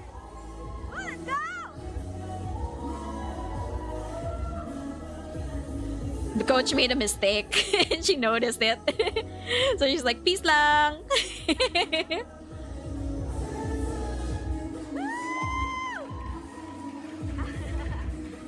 I swear, she's adorable. I love her. Cute like you. Can you please? Mas cute yung nag-video. Kaiju! Guys, please! Come on! Ah. Oh my god. But yeah, the class was really fun. We ended up taking photos after, and then like after the class, I was able to catch a little bit. I watched a little bit of the next class, and honestly, okay, wait. I'm gonna show the class that I was supposed to take. I'm gonna show the Harimu class because they posted it on YouTube, and it's a good thing that I didn't go there because one, they recorded the class. Two, the class was actually hard. There was floor work, and I panicked. I was like, "Oh my god, good thing I didn't take that class." Okay, wait. Let me just like here. I'll show you guys the class. I'll lower the volume first. But yeah, this is the class. You can see how packed it was. It really was full. Look at how many people were there. And then compared to our class, which had like only like 25, 24 people, this was like a full 50. Look at the floor work, and there were children in this class. Like, damn. The kids are better at me than dancing. And this is Harimu, the coach that I wanted to take.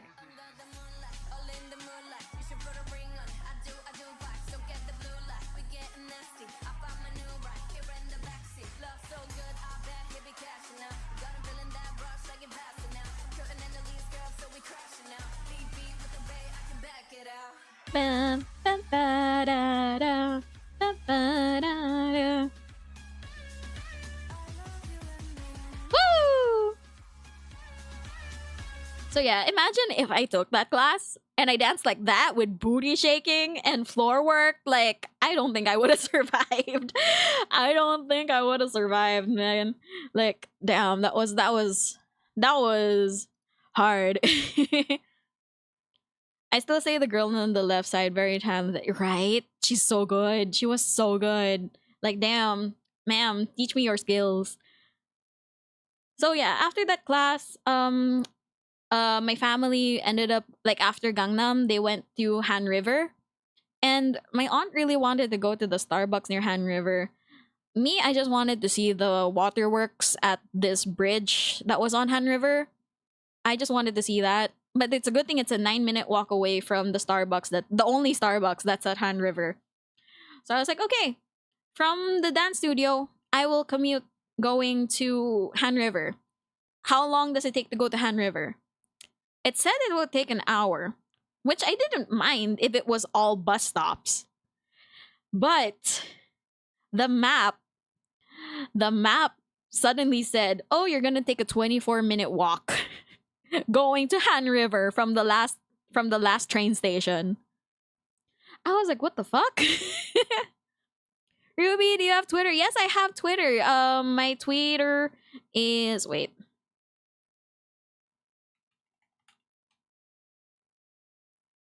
it should pop up. Why is it not popping up on YouTube? Let me here. There we go. So yeah, if you need to check out my Twitter, that's my Twitter. You can check it out there. 24 minutes amateur numbers. It's not amateur numbers to me, who just came from a dance class with no sleep, who already gets tired from a 5-minute uphill walk. Kaiju. Thanks. You're welcome. But yeah, it took 24, it was just 24 minutes of me walking on the streets of Seoul. Honestly, it was like, since I was going at my own pace, it wasn't that tiring, but like it felt more relaxing because it's like, okay, it's not as sketchy as Philippine streets. I can admit that it's not as sketchy as Philippine streets. And probably like the scariest part of the whole walk was me walking in the dark in some places because it's not really that well lit on the way to Han River. It was kind of dark. It was pretty dark. And I'm afraid of the dark. Just a reminder, I'm afraid of the dark. But I braved it. I braved through it. And I was able to see like a bunch of dogs on my way to Han River. Like people love walking their dogs in Korea. And I saw one that looked like PJ but with a tail, and it was so cute. I did a 2-hour walk before. I did a 3-hour walk one time from my office to my home because I wanted to see how far it would take. And honestly, that I felt so scared because it was very sketchy, and it was next to like a highway road sorts. I walked on the sidewalk of a highway road going home. So it was kind of scary. And there were like people who were stopping like next to me and being like, "Oh, hey, do you need a car ride? Do you want to like ride in my car just to like go to where you're going?" And I was like, "No, thank you. Y'all are sketchy. I'd rather just walk. Thank you."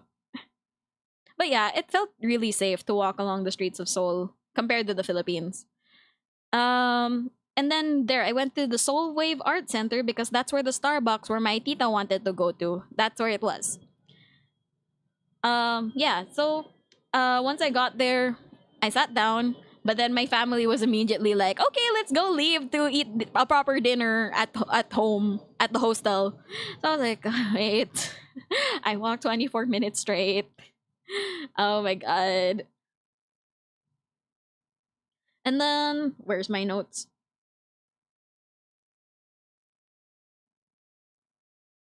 And then okay, so because they knew that I was pretty tired and it was hard to find like a bus station or a uh train station that was nearest to Han River, we ended up taking a taxi on the way back to the hostel. And my god, my fear of cars kind of ignited there because like their buses and their cars, they zoom, they zoom, they vroom. It's like, ooh, no, thank you. Clutching to the side of the car, ready to just jump off in case something happens. It was so scary. I'm scared of cars, guys. Just a reminder. Help, I'm having period cramps. Oh no, I hope that you hot compress, relax, take a nap. Honestly, because when I have my cramps, I would rather take a nap than do anything. So I hope you're resting well. And then yeah, that was day one. We ended up eating dinner at the hostel and just knocking out by like 8 p.m. We were knocked out by like 8 p.m. because one, we didn't have like much sleep on the plane. Two, we had a really tiring day from walking and going around. Like I checked my I checked my phone for how many steps I took that day, including the dance class, and I took 22,000 steps. I didn't think that was possible. 22,000 steps. It's like, what the? I've never taken that many steps before in a day. Rest in well, what's this? The Ring movie IRL? Huh? Kumo, I'm confused. You can't, oh, I can't, you deserve the rest, man. So, okay, day two. Day two, just to give context, my younger cousin is a BTS fan. And we found out on the like before our trip that BTS has a pop-up store that's opening while we're in Korea. So my cousin wanted to insert it in our itinerary, and then I said, "Yeah, okay, go ahead. That's cool." Um on day 2, we kind of agreed that me and my younger cousin will go to the BTS pop-up store because I wanted to go to the BTS pop-up store because 9 minutes away is where I wanted to get something for Ri. I got some makeup for Ri, so I still went with my cousin either way. And then after that, we ended up meeting my aunt and older cousin. Where do we meet them? We met them at Mangwon Park. Mangwon mark it after. But let's just talk about this one first. You said rest in well, and the Ring horror movie has strong relation to well. I flubbed on my words. I'm sorry, Kubo. Okay, I see. I get it now. Thank you, Kubo. Okay, so me and my cousin took the train going to Songsu, which was apparently like where I went for the dance class anyway, so I was familiar with the place. And then I took a picture of the ads in the train because they were showing this video of a new game being released of solo leveling. And I was like, wow, solo leveling has a game. That's cool. I think you said it right, but I just missed my joke. Ah, I see. I honestly I don't remember saying rest in well. I think I flubbed on my words. Okay, so we went to Songsu and we tried to go out, and then once we got out, we were supposed to only just see the hello auntie, hello Ren, welcome to the stream. Hold on, wait a minute. Ah! Stop with the bully. You took pictures like my grandma. It's so random, lol. I'm my 400s. I'm the 400 sub in YT. Do we have 400 already? On YouTube? Also, welcome, Crimson Lee. I took pictures. Yeah, I don't usually take pictures, but I wanted to take pictures to show you guys, so I ended up taking pictures. Thanks for the shout out. No problem, Ren. I think I kicked my slipper up in the roof. But yeah, I don't really take pictures usually, but I wanted to take pictures to show you guys the sights that I've seen and like the things that I saw. So once we got down at Songsu Station, I didn't realize that Cube Entertainment had moved. I didn't realize that they moved. So it was a surprise to see Cube Entertainment while we were on the way to the BTS pop-up. And for context, Cube is the entertainment company of G-Idol, B2B, a lot of like second gen, third gen idols. Yeah. I also want to become a VTuber, but I'm still 12. By the way, I draw you. Oh my god, thank you, I guess, for drawing me. But yeah, it's easy to become a VTuber. You just have to be I do have to say though, it's better if you're a VTuber if you're of legal age. So I suggest like not becoming a VTuber yet when you're really, really young. But if you want to prepare yourself for being a VTuber, you can, I guess, start with the art now. Yeah. So yeah, I didn't realize that you're really young, Penyut. I hope that you enjoy my stream, even though I'm saying like I sometimes swear. I'm sorry. Yeah. Oh wait, I forgot. My backup music is there. There we go. Okay. So we went to Songsu and I didn't realize they were gonna run into Cube Entertainment. Oh yeah, but about at 14? Yeah, like past 13 I think is okay. Do it! Just do it! Don't let your dreams be dreams, Kaiju! BRB gonna do laundry. I don't own my own machine, so I book common laundry room this block of flat has. Go ahead. I highly suggest that you do your chores first. Thank you for letting me know, Kumo, and thank you for dropping by. But yeah, we ended up like going around Songsu, and on the way to the BTS pop-up, apparently Songsu is very popular for pop-ups recently. Because we ran into Dior pop-up, we ran into a Tambourines? I think it's Tambourines pop-up. We ran into a Jinro pop-up. And it was just like pop-ups galore. And then while we were on the way, I will be back between starting machine when program is done. Okay, Kumo. Well, I hope to see you back here soon. We were on the way to the BTS pop-up, and already from like 500 meters away, we could see the line going into the pop-up. And it was so long for a weekday. Like, oh my god. And then it was right next to a school, which looked very familiar. So I ended up taking a picture of the school. And I got really jealous because their PE, for their physical education, they were riding bikes on school grounds for physical education. It's just like, damn, can't my school have that kind of PE where we're riding bikes all day? Like, damn, I wish my school had that. And then we ended up lining up, and here's the picture. It was already so long. Girl, I already drew my OCs that going to be a VTuber, but I don't know how to make it into a VTuber.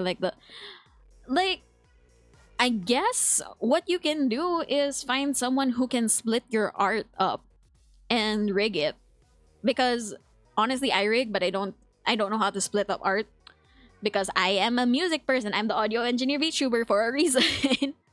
But yeah, just find someone who can do the art and make sure that you saved up enough to find a good rigger. But I'm still 12. Take this time to start saving up money to get a VTuber rig. Yeah, I think the best thing that you can do right now is to start saving up money for a proper rig. Because honestly, if I was that young and this day and age, and I wanted to become a VTuber, I would start saving money to make a model.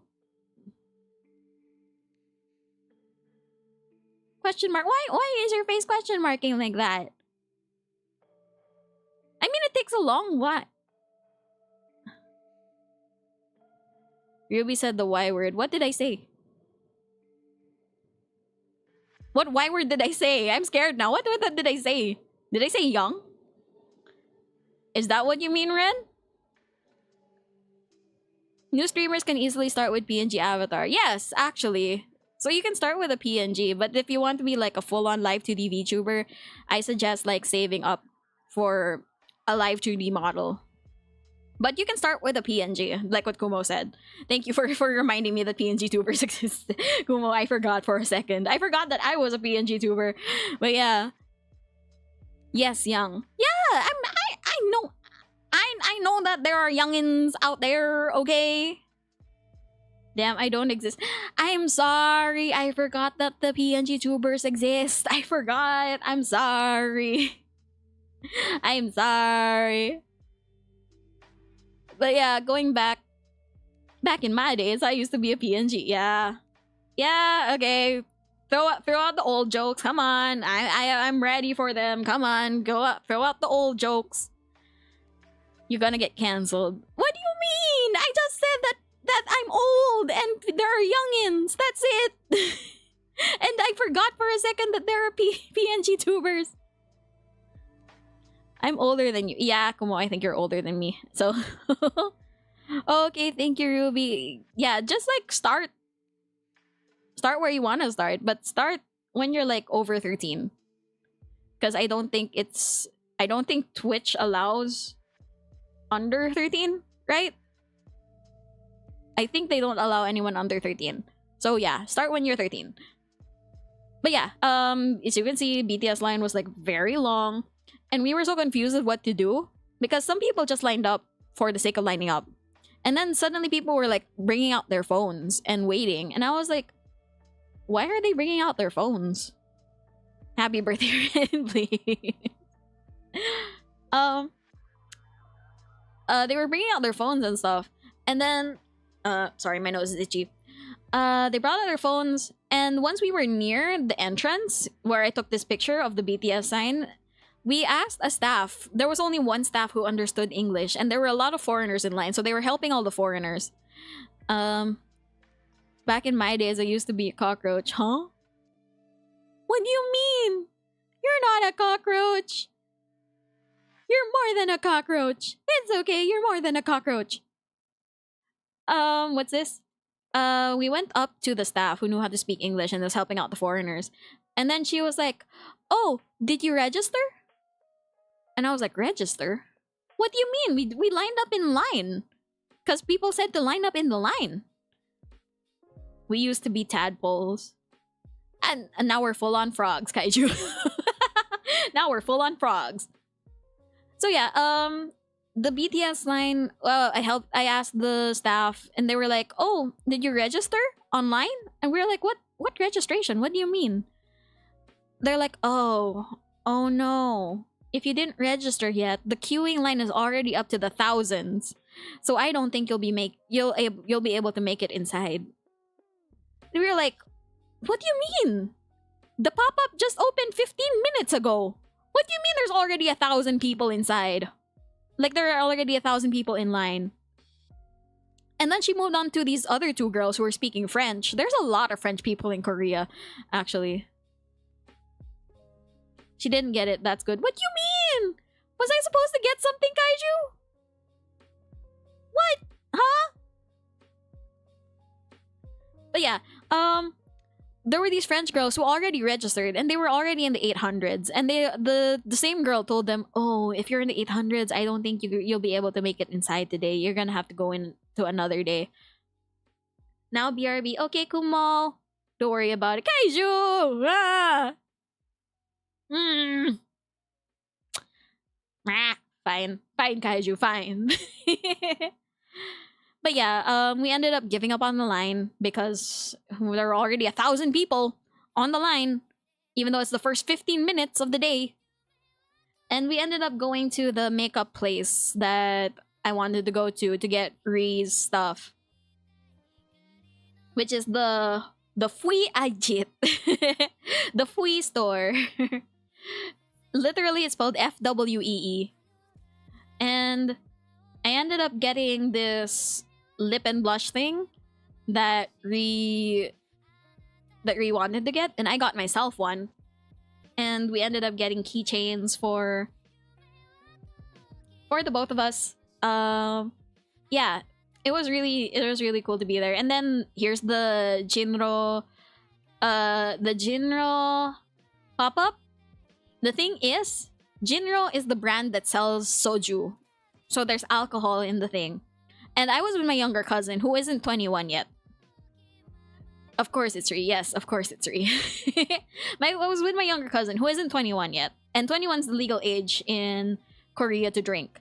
So we ended up not going inside because my cousin is of illegal age. My cousin is still young.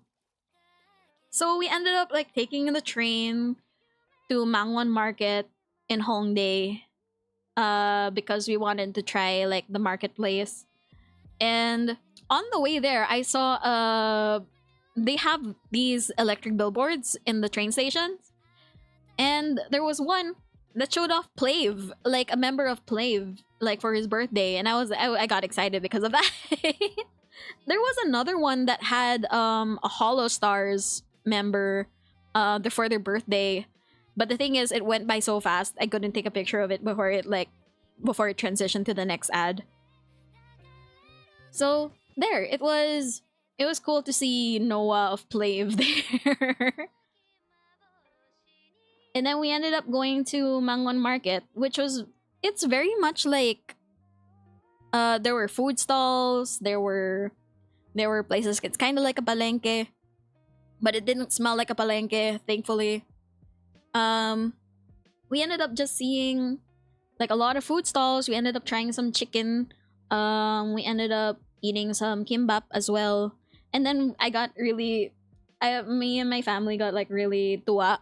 We were really happy seeing this dog there because the dog was just sitting there and the meats were behind him, and it looked like he was just guarding the meats. It was so cool. And then we ran into this bookstore, which of course, none of us understood anything that was in the bookstore. We just wanted to go inside because it looked very aesthetic. And yeah, we ended up like going there. And then we were on the way to Hongdae. And I thought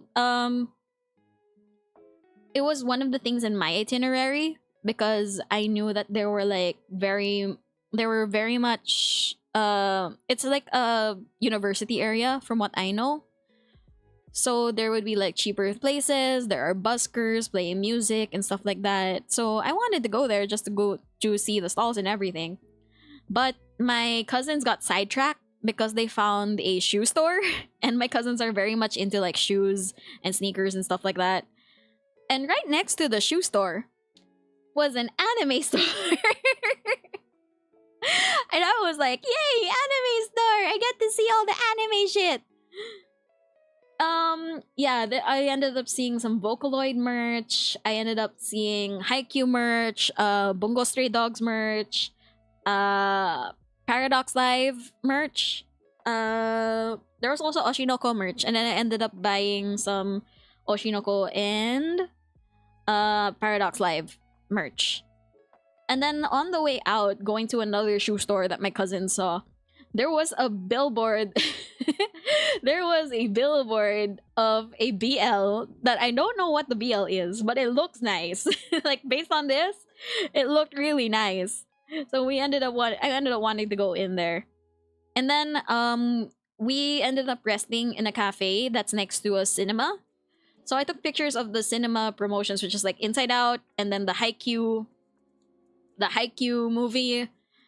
And I really wanted to watch these two movies when they come out. So I ended up taking a picture of them. And then when we were chilling in the cafe, I realized I was wearing a Jujutsu Kaisen shirt throughout this entire exchange. So I was in a weeb shop with an anime shirt on. And it's just like, oh my god. What a perfect day to run into a weeb shop. So yeah, I ended up wearing my I forgot that I was wearing my Toge Inumake shirt. And yeah, it was great. So yeah, we ended up doing that. And then yeah, we ended up chilling in we went to around the booths there. We went to the markets there. And then I ran into a store that was selling a bunch of Huggy Wuggy, my lord and savior. I ended up buying the rainbow mini Huggy Wuggy keychain because it was so cute. I wanted it, so I bought it. And then there was like a lot of Poppy Playtime stuff. The anime stores are bigger than ours here. They are, but they're less common. There are a lot of anime stores, but it's less common than in the Philippines, honestly. And then while we were buying clothes at this one store, there was a maid cafe right next to it. And I wanted to go inside, but I feel like my family wouldn't want to go inside a maid cafe. I feel like they wouldn't gonna go inside a maid cafe. So we ended up for dinner, we ended up going to this fried chicken place. Is that fried chicken? Yes, it's fried chicken. So my cousins, again, they wanted the authentic Korean food experience. So they were like, oh, Korea is known for fried chicken. And there's a fried chicken place. Let's go eat at the fried chicken place. So we ended up eating, my cousin ended up getting rice. My other cousin got instant jjajangmyeon noodles. And we all shared cheese chicken and onion chicken. And it was really good. Like, oh my god. The chicken is worth the hype. Honestly, the chicken is worth the hype. And then after that, me and my aunt, my cousins still wanted to go out. They still wanted to check the stores, but me and my aunt, we were kind of tired. And I technically had the money. there was a little incident where my aunt ran out of money in the middle of the trip. So I had to fund my aunt for like a little bit. So she couldn't leave without anyone with money. So I had to join my aunt on the way back to the hotel. We ended up getting groceries for the next day because the next day we were going on a tour. We ended up getting some food for the tour and we ended up back in our hostel. And our cousins showed up like an hour later because, again, they were out and about. They wanted to still like hang out in the stalls and stuff. And yeah, it was cool. Oh, wait, this one. While we were before we went to the stalls and stuff, we ran into a BTS BT21 store.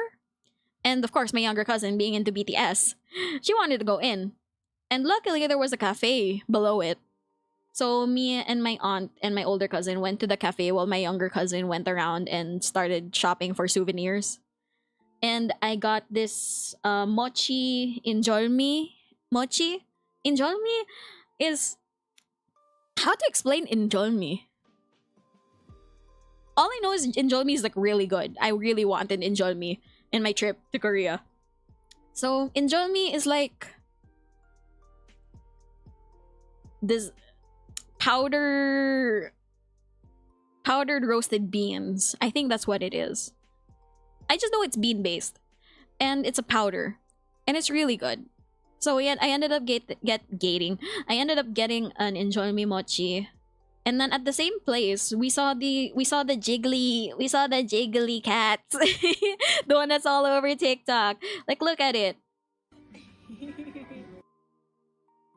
Yeah, it was very jiggly. It was very fun, and yeah, it was cool.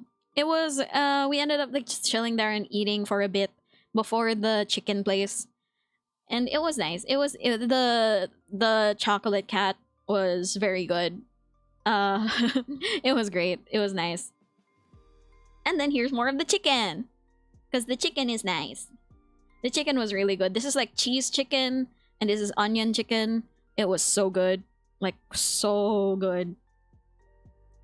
And then the next day, as you can see, we went to a lot of places on that day because of the tour.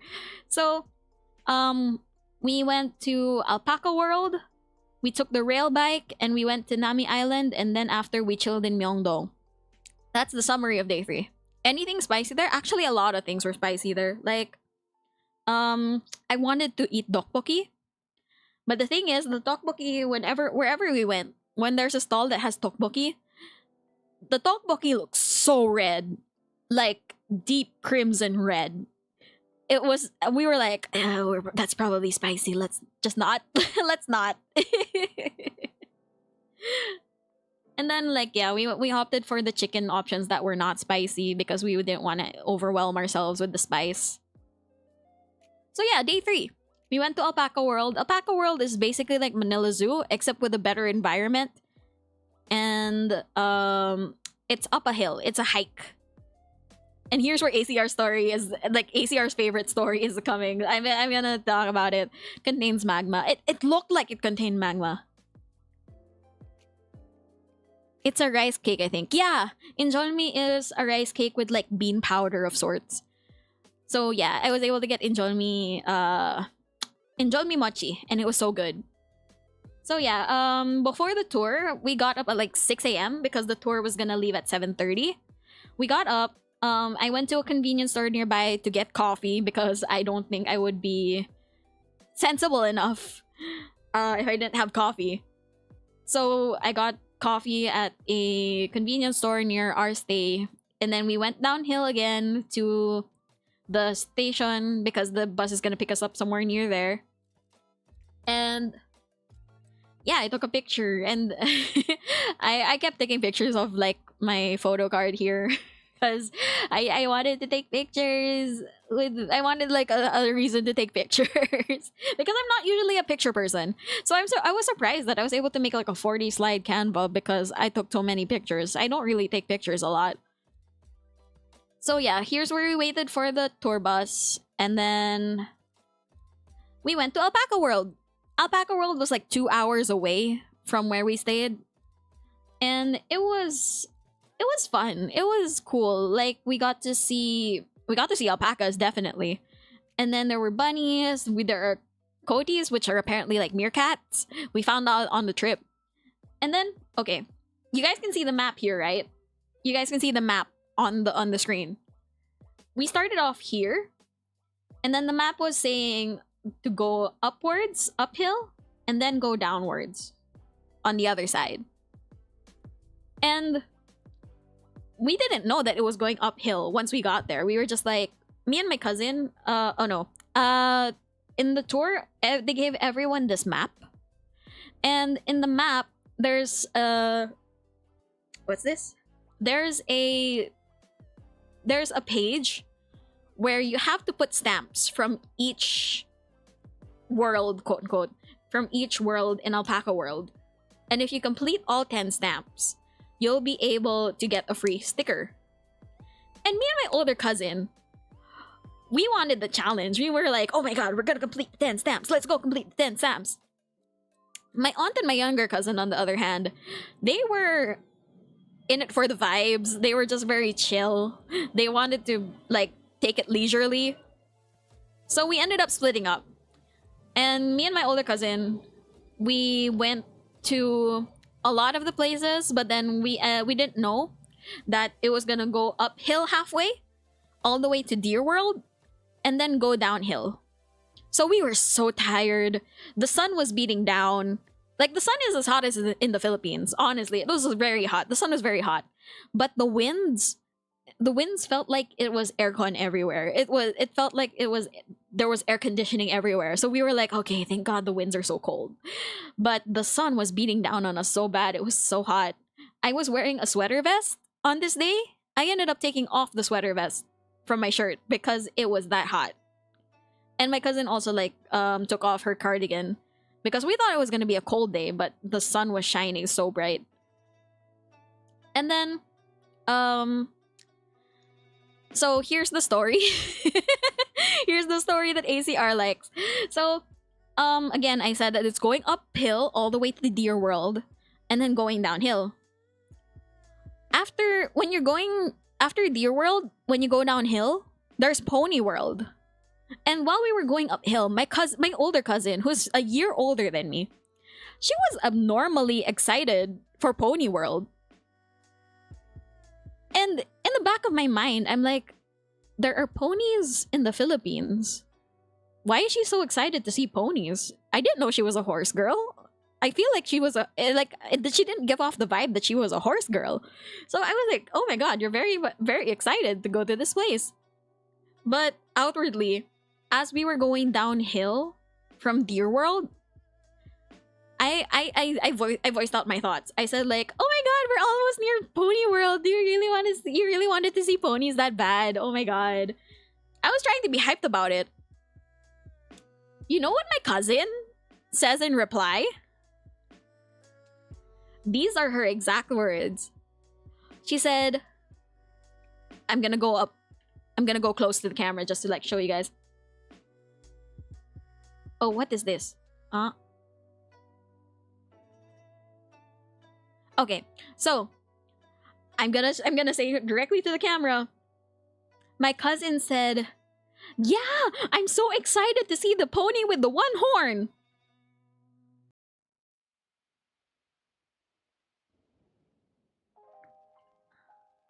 My cousin said she wanted to see the pony with the one horn. Why can't I zoom out? There we go. So my cousin said she wanted to see the pony with the one horn. And it took me like 5 seconds to process what she said. I was like, pony with the one horn? Did you want to see a unicorn? And without missing a beat, she's like, yeah, I really want to see a unicorn. The unicorns are in Pony World, right?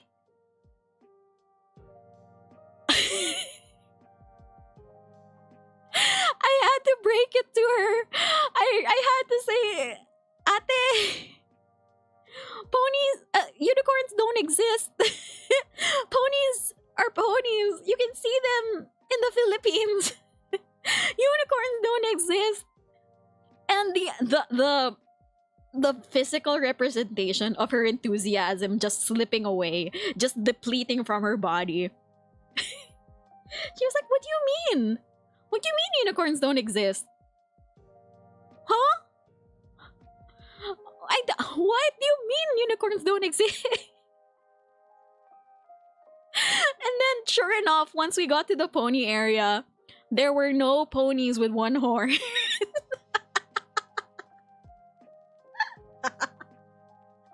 Do I destroy her dreams or keep them intact? The dilemma. Honestly, yeah.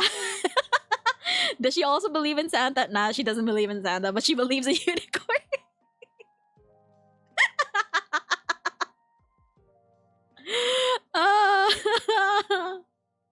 So she was so disappointed not to see a pony with one horn at Pony World. Oh my God.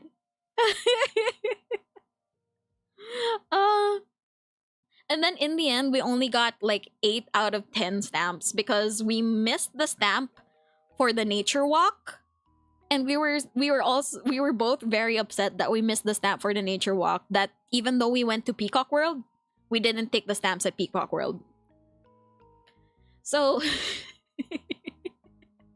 that was like a core memory for me, just trying to break it to my cousin that ate unicorns don't exist.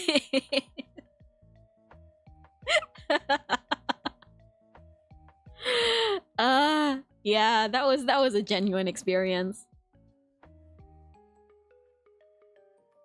Okay, so this is Ruby Amos. Hi, Zed! Welcome to the stream. You missed the story about the unicorn.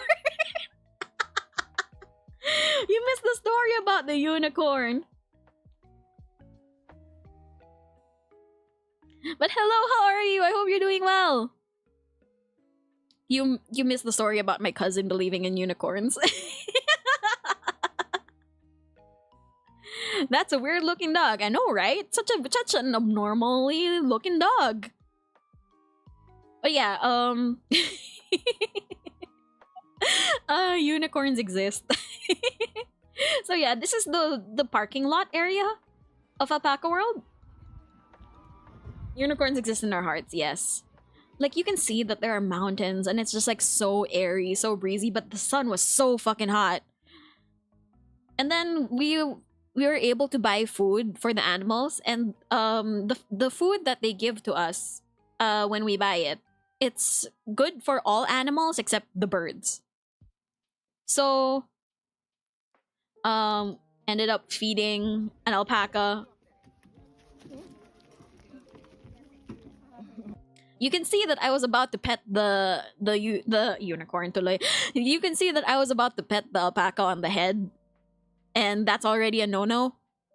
That's a no-no in the signs, because they said don't pet the head of the alpaca because they will spit at you. So I almost got spit on by the alpaca, but I retracted my hand already before the video ended. Yeah. That was a thing. And then there were lots more animals. Like, there's this really big alpaca statue. And then here's the picture at Deer World. The deer were not exploring their territory. They were waiting at the entrances. Because since Deer World was all the way uphill, not a lot of people were going to Deer World. And they were waiting for people to feed them. So yeah, the deer were just like chilling. And then I saw Nicole. I saw Nicole. Excuse me. Yeah. I saw Nicole. And then there was a capybara. And then there was a fennec fox. I've never seen a fennec fox before, but the fennec fox was sleeping and it was so cute. And then there was a bald eagle. And then after that, we went to the rail park. The rail park dog is weird, but looks cute, right? It's so cute. Wait, I'm gonna show you the picture of, like, there they are. They look so cute. Look at it. Look at the weird dog. Fennec foxes are so cute. I know, right? Hello, Q, and welcome to the stream. Hello, hello. Wait, hold on. Let me shout you out. Hello, how are you? How are you thing? How are you? How are things? There we go. Let's go rail park. I love rails. That is so scary. Oh, what happened? What was scary? Wait, I'm gonna drink water. I need water for a sec. I've been talking for like 2 hours straight already, and it's only day 3.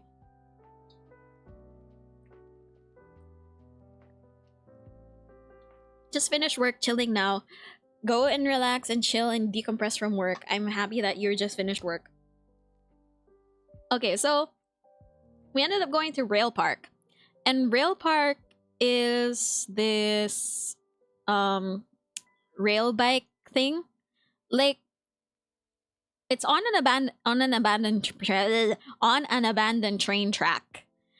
And basically what you do is you have like this train cart where there are 4 pedals, and everyone on the cart has to bike on the railroad going to the next destination.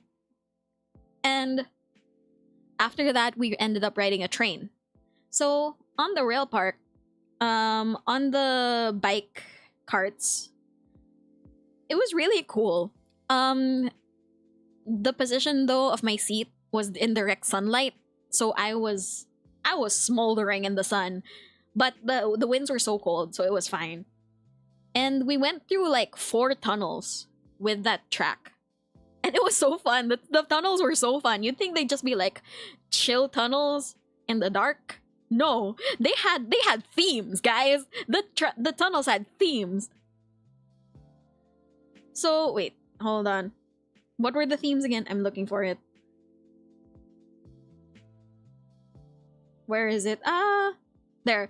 There were 4 tunnels. The first tunnel was full of pinwheels, and they were all like spinning with the wind, and it was so cute. The next one had like bubble machines, and there were bubbles everywhere. You can like reach out and pop the bubbles. They were so cute. Cute and cool. I said cute. Cute and cool. This is the disappointment when I went to the real park and didn't get said. Said, hey. Said. There were bubbles everywhere. And then the next one, they put up stars in the tunnel to make it look like you're going through a galaxy. Different kinds of rails, different kinds of rails. Yes, different kinds of rails. So yeah, there were stars. It was like going through space. Yeah, exactly. And since the sun wasn't beating down on us, we felt the full effect of the air, and it was like going through air conditioning once again. It was so cold going through the tunnels. And then the last the last tunnel was the longest. And it's like I didn't need to go to a club anymore once I'm in that tunnel, because it's like they were blasting party music. The lights were strobing. Like it was a party in the tunnel. Hey Ruby, hey Cap, welcome to the stream. Thank you for the BB time. How are you?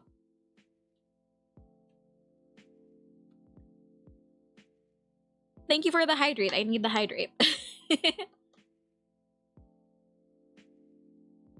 So yeah, the tunnels were themed, and there's a clip going on. I'm gonna let the clip go by. Nice. Nice panda. Last one. Is he here? Oh, very good. That was really good. Correct. Woo! May disco pa sa tunnel. Exactly.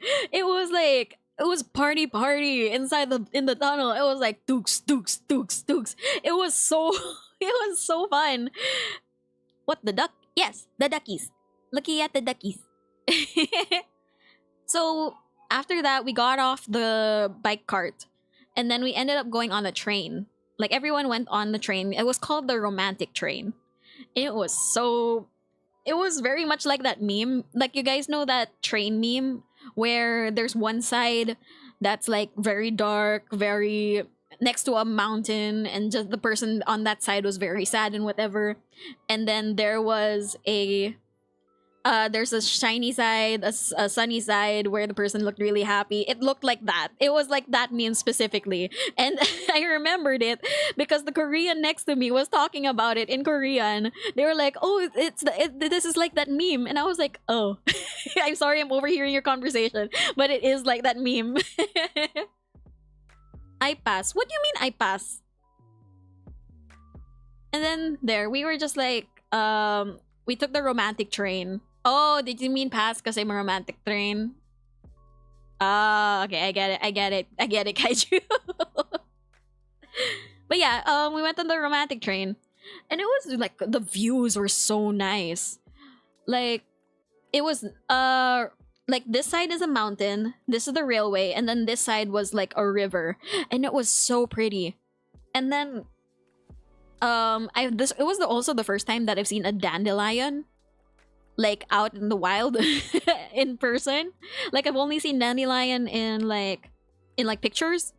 I've seen a couple of dandelions on this trip, and I was like, oh my god, dandelions are so pretty. This looks like the opening to Jurassic Park. Actually, there were no dinosaurs, thankfully. And then yeah, here. I'll show you guys how the view looked like. Imagine like dandelion seeds flying everywhere, the sun shining down, the wind being like very, very aircon like, and it was just so pretty.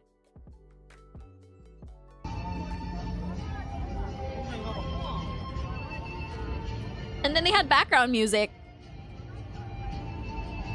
Which reminds me, also, in Alpaca World, by the way, they kept playing these songs on repeat, and they were just basically Alpaca World propaganda. It was just basically like, Alpaca World is so great. There was one that's like very childlike, and then there was one party party, there was one hip hop, there was one oldie trot, and it was just like Alpaca World propaganda. And then here, I was taking a video. See how beautiful that looks. And then this guard over here who was making sure that everyone was seated and well, he was like, he was talking to everyone like he passed by on the train. And then like he was talking to the kids in front of me, he was talking to other like foreigners and Koreans. And then because of the limited seats, me, my cousins, and my aunt, we were all seated at different places of the train. So I wasn't next to my relatives. I was next to a random Korean. I think because I was seated next to a random Korean, when the guy got to me, he got so confused. He was like, do I speak to this person in English or Korean? I don't know. I'm confused. There's this couple making game with enemies that are a combination of two things, often puns, and Flower Lion called Dandy Lion is what they promote most in their teasers and art. Dandy Lion. Oh, that's smart. But yeah, the guard got confused whether to speak English or Korean to me. And he ended up saying like "tugoyo," which is like the sun is hot, or like it's hot. General, just basically it's hot. And I understood that, so I said ne ne, but it looked like I didn't understand Korean. What's the name of this game? I need to dig it out. Let me know too, because that sounds like a fun game. And then we went to Nami Island after. For those who don't know, Nami Island is a very popular tourist attraction because the trees there are really pretty. They're all in a line. And a famous K-drama also shot there. Dandy Leon. It's Leon from Ari, but Dandy. I mean, I don't play Ari, but that's funny. So yeah, we ended up eating lunch there. We ate takkalbi, which is basically like stir-fried chicken, and it was really good. And then the tour guide was like, okay, so we have two options to go to Dandelion today. We have two options to go to Nami Island. The one that is included in the trip is that you go on the ferry, which is like a short boat ride. But if you want, there is a really long zip line. And then me and my older cousin, like, when it comes to these kinds of things, we're kind of adrenaline junkies. Slightly, we're kind of adrenaline junkies. So me and my older cousin, we were like, oh my god, we want to ride the zip line. So we talked to the tour guide. And the tour guide was like, oh, if you want to ride the zip line, it's 50,000 won. For context, 1,000 won is around 40 pesos. 1,000 won is $1. So $50 to go on a zip line when you can just ride the ferry for free? We were like, no thank you. We don't want to spend our money that much. Even though we wanted to try it, we don't want to spend our money that much. So, yeah, we ended up not going on the zip line, but it looked really fun and really cool. We kept seeing people like zipping through using the zip line. It looked fun. But we ended up riding the boat. We ended up riding the ferry. And then we went to Nevermind Pass, right? So expensive. Dahin probably. Exactly. So we went on Nami Island and it was like if this is a place where I'm gonna touch grass, at least the grass is pretty. That's the kind of place it is. Zipline sounds like a missed opportunity. It was, but at the same time, I don't want to spend $50 just to ride a zipline. Very expensive. Did you try doing the 1, 2, 3 technique on the plane? What's the 1, 2, 3 technique? What is that, Zed? I don't know what that is. But yeah, my $50 is 10,000 pesos. Is it? $50 is di naman 10,000. It's like 2,500, I think. 2,000 to 2,500. So like 2,000 pesos just to ride a zipline? No, thank you. 1, 2, 3 is what they call when they don't pay on the Jeep and just jump off without saying stop to avoid paying. Oh, that's a thing. That's what it's called. Because I've done that accidentally. I've done that accidentally on like tricycles. I've done that accidentally. But no, I don't do that on the airplane. Like, I don't want to jump off an airplane. God said. Okay, so that's what it's called. Okay. Thank you for the knowledge, Seth. But yeah, I didn't do that on the airplane. No, I don't think I want to do that. But yeah, my cousin really wanted to ride bikes in nature. So she was like, okay, we're gonna rent a bike on the trip. We're gonna rent the bike here. Me and my younger cousin, we were just like, we're kind of good. we're chill. So we don't want to like rent the bike because it's expensive as well. So we just ended up like walking and going onto, like, we saw this goblin because there was a goblin park somewhere there. And then they tied up a bunny. Look at the tied up bunny. And then there were still some like cherry blossoms. The ones in this picture are fake. But we ended up seeing like real cherry blossoms still. Like, it was late cherry blossom season, so we were able to see some cherry blossoms. And then this picture is the iconic pathway at Nami Island because the trees are so pretty and they're like in a row. And then my aunt and my cousin ended up biking all the way to us. Fellow goblin, you met your brethren. Yes, I did. I met my brother. He was busy working, so I didn't want to bother him, but yeah, I met my brother. And then my cousin and my aunt, they biked all the way to where we are. And we got to try riding the bike for a bit. Like, riding a tandem bike is so scary. Especially when you're not the one in front. It's so scary. Like, you have to put your full trust on the person who is in front. And I was like, my cousin was swerving like while she was in front. So I was like so scared.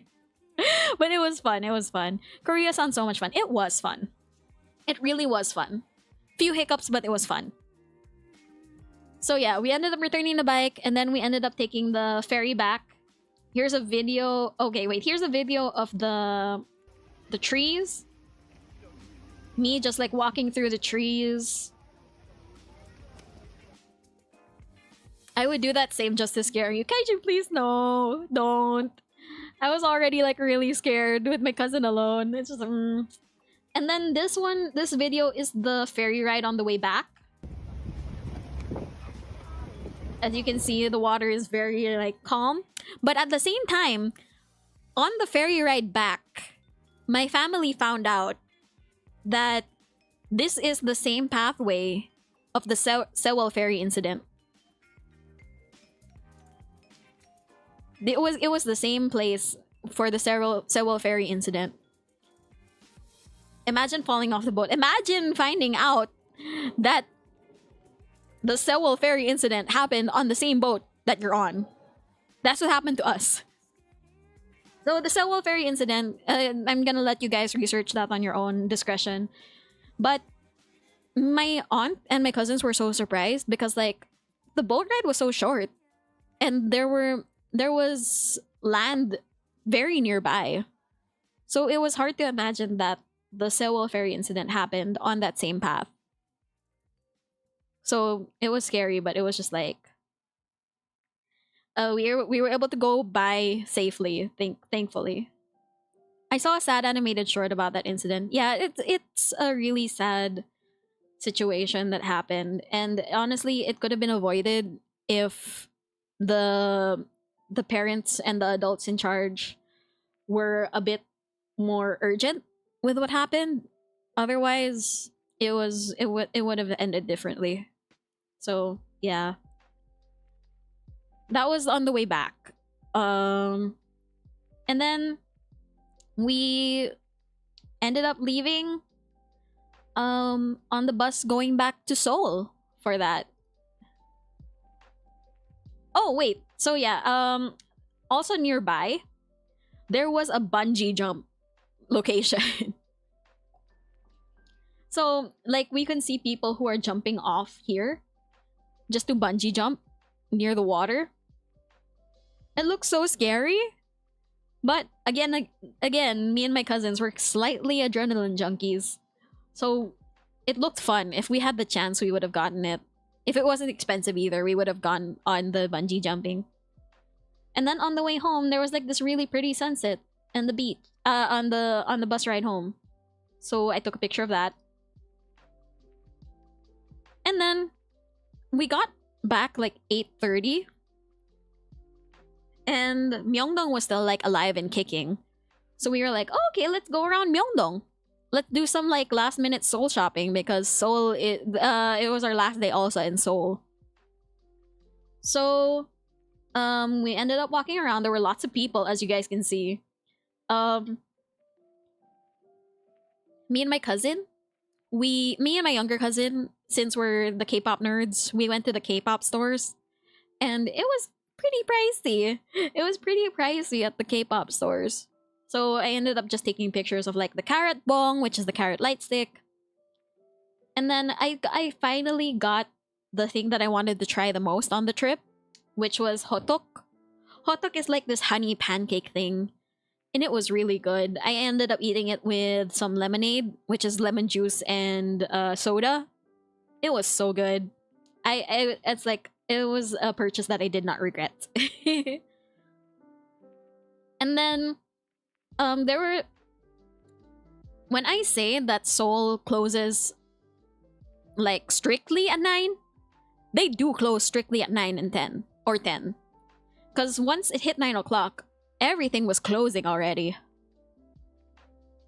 Like there were only like some stores that were open, like this Japanese steak stall. And since everything was closing, there were buskers like popping up like on the streets. And honestly, like I knew that there was a busker by accident. Cause I went to, like, me and my cousins and my aunt, we were on our way back to our hotel. And then like there was music playing in the like on the streets. And then suddenly I hear Falling Slowly. Like, it's a song from Once. After 9 and you need something, you're fucked. Exactly! That's exactly what happened. We were just like, oh no, we didn't eat dinner yet. What do we do? How do we get food? Everything is closing.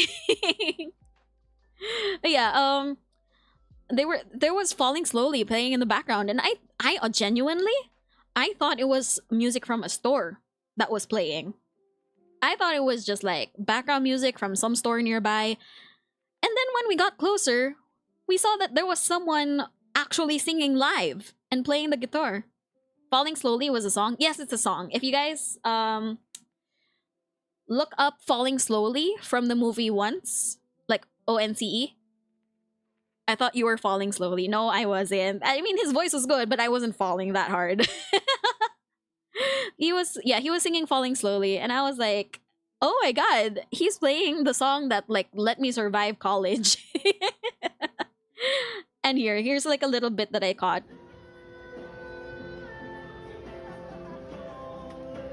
Slowly sing your melody, I'll sing along It's a really good song, guys. If you guys listen to it, it's really good. It's one of the few songs that I can play on the guitar. So yeah, it was really good. He was singing really well. And then next day, the train to Busan and Hunyo Village and Biff Square. My favorite song is Alec Benjamin's Let Me Down Slowly. Oh, I'll check that out. That sounds like a good song. Zombies, yeah. Every time I mention this story and I say like, oh, we took a train to Busan, everyone's like, did you see a zombie? Did you turn into a zombie? Were there zombies like chilling in the train? Did the zombies chase you? Exactly. Like everyone, whenever I say train to Busan, everyone's like, zombies? Zombies. Zombies. But yeah, we took a train to Busan. So, we packed up our stuff because we were leaving to go to Seoul. From Seoul to Busan. That's like going from Ilocos to Manila. I grabbed my sunflower and pea shooters. No! Not the Plants vs. Zombies reference. But yeah, there was only like one train that will go from Seoul to Busan. Did you see Gong Yu as a zombie? I wish. I wish I saw Gong Yu. So yeah, we took the train. Oh, wait, before that, me and my younger cousin, because we didn't get to buy a lot of K-pop albums because the mainstream K-pop stores were kind of expensive. But there was a Myeongdong underground market, and we knew there were some K-pop stores there. So me and my younger cousin were like, can we go ahead and go to the underground market to buy some K-pop stuff? Why buy K-pop when you can be K-pop? Okay, no. No. As someone who has watched people in the K-pop system, no. I would rather buy K-pop than be K-pop. As someone who's been through the system, no. I would rather buy K-pop than be K-pop. So yeah, we ended up like passing through some K-pop stores, and I was surprised because the K-pop store there was not like this. Like they had late updated albums, sure. She'll be K-pop if it's Alien Stage. No, not Alien Stage. I don't want to die, thank you. I don't want to die, thank you. But yeah, they had like updated albums, sure, but I was surprised. The stores had like first gen, second gen albums. Who said you're gonna die? I don't have the skills to survive, sir. I don't have the skills to survive. You're gonna win, but at what cost? Okay, so I was surprised they had like first gen, second gen K-pop albums. Like they had Dalshabet. Who remembers Dalshabet? I do. Anna probably does. Dalshabet was a time. Dalshabet was great. But yeah, we ended up like going to the train station, and because we were taking a while at the underground market, my older cousin and my aunt went first and they bought our tickets. I ended up buying this vitamin drink while we were waiting for our train. And the tickets that we got, because there were no more seats, we got standing tickets. So we were just standing. In the train, we're supposed to stand. And if there are like seats between carts, you can take a seat. So we went to, at the train station, like imagine here in the Philippines, Etude House is like a really well-known Korean makeup store. There to them, it's just a vending machine. There are physical stores, sure, but they're known for emergency makeup at vending machines. Look at this vending machine. It's a makeup vending machine. Can you believe that? Like, damn. Makeup vending machine. And then here, the Train to Busan. Like, you guys have seen this probably in Train to Busan movie itself. That it's there. And then, this was taken inside the train. This was when we didn't know that we could take the seats in between carts.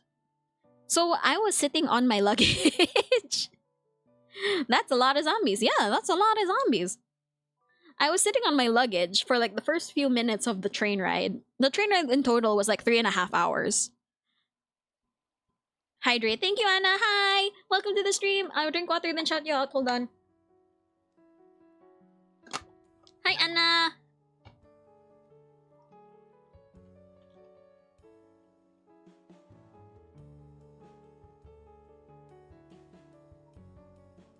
There we go. Shout out. Waiting for the clip.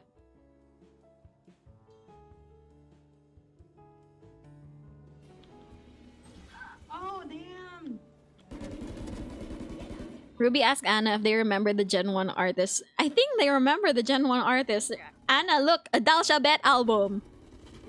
I found a Dalsha Bet album at Myeongdong. Shut the fuck up. No, look, see, it's in the picture. Look, it's a Dalsha Bet album. I found it in Myeongdong. Remember Dalsha Bet?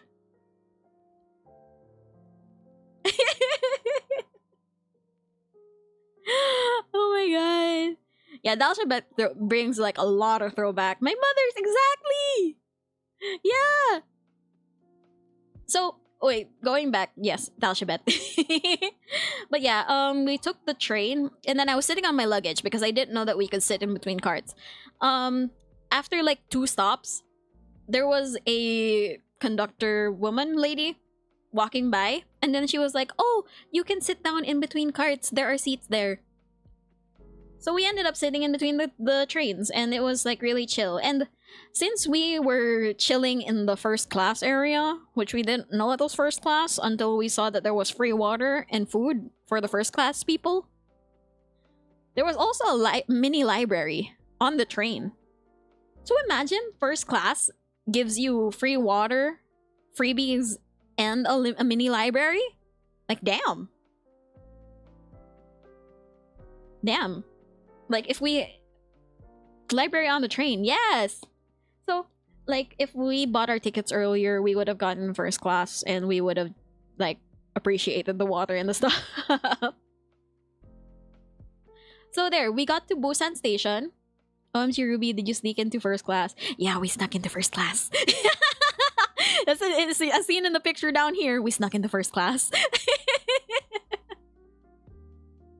We snuck into first class. So yeah, there was free water and food. So we were just like, ooh, we can't get that, but ooh. And then yeah, we got to Busan Station. Once we got down Busan Station, my aunt, she was the one who rented the hotel.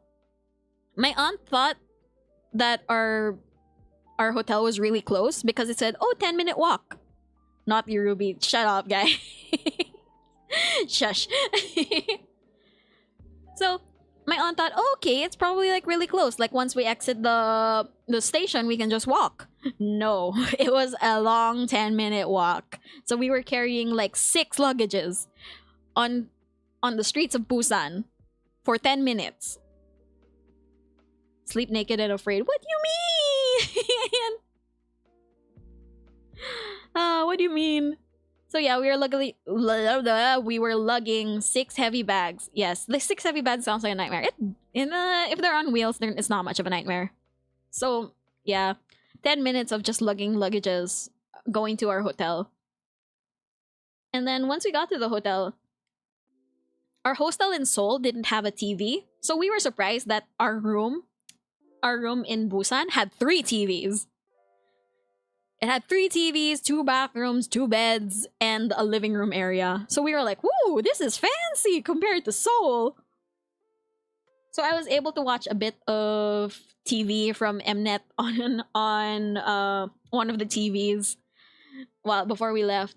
And then we went to take the bus. It was like a little bit late.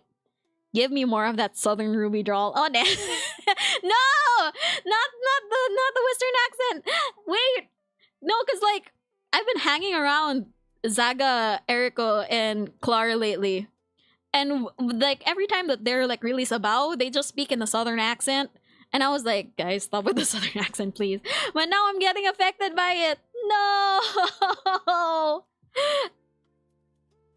God damn it. No. Not the southern accent. Those guys with southern accent. Sheesh. Yes. Kasi. Anong kasi, Ana? But yeah, we took a bus and then we were like, okay, we still have time. So let's go to one of the cultural villages that was in my itinerary.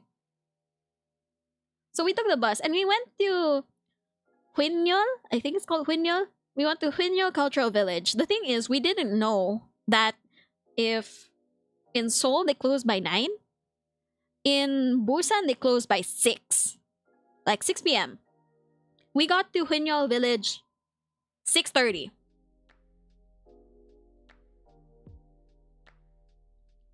Sorry, didn't catch it, but did you go to the rounds of the entertainment companies? No, I didn't. But I went to 1 Million Dance Studio and we accidentally saw Cube Entertainment on the way to a BTS pop-up.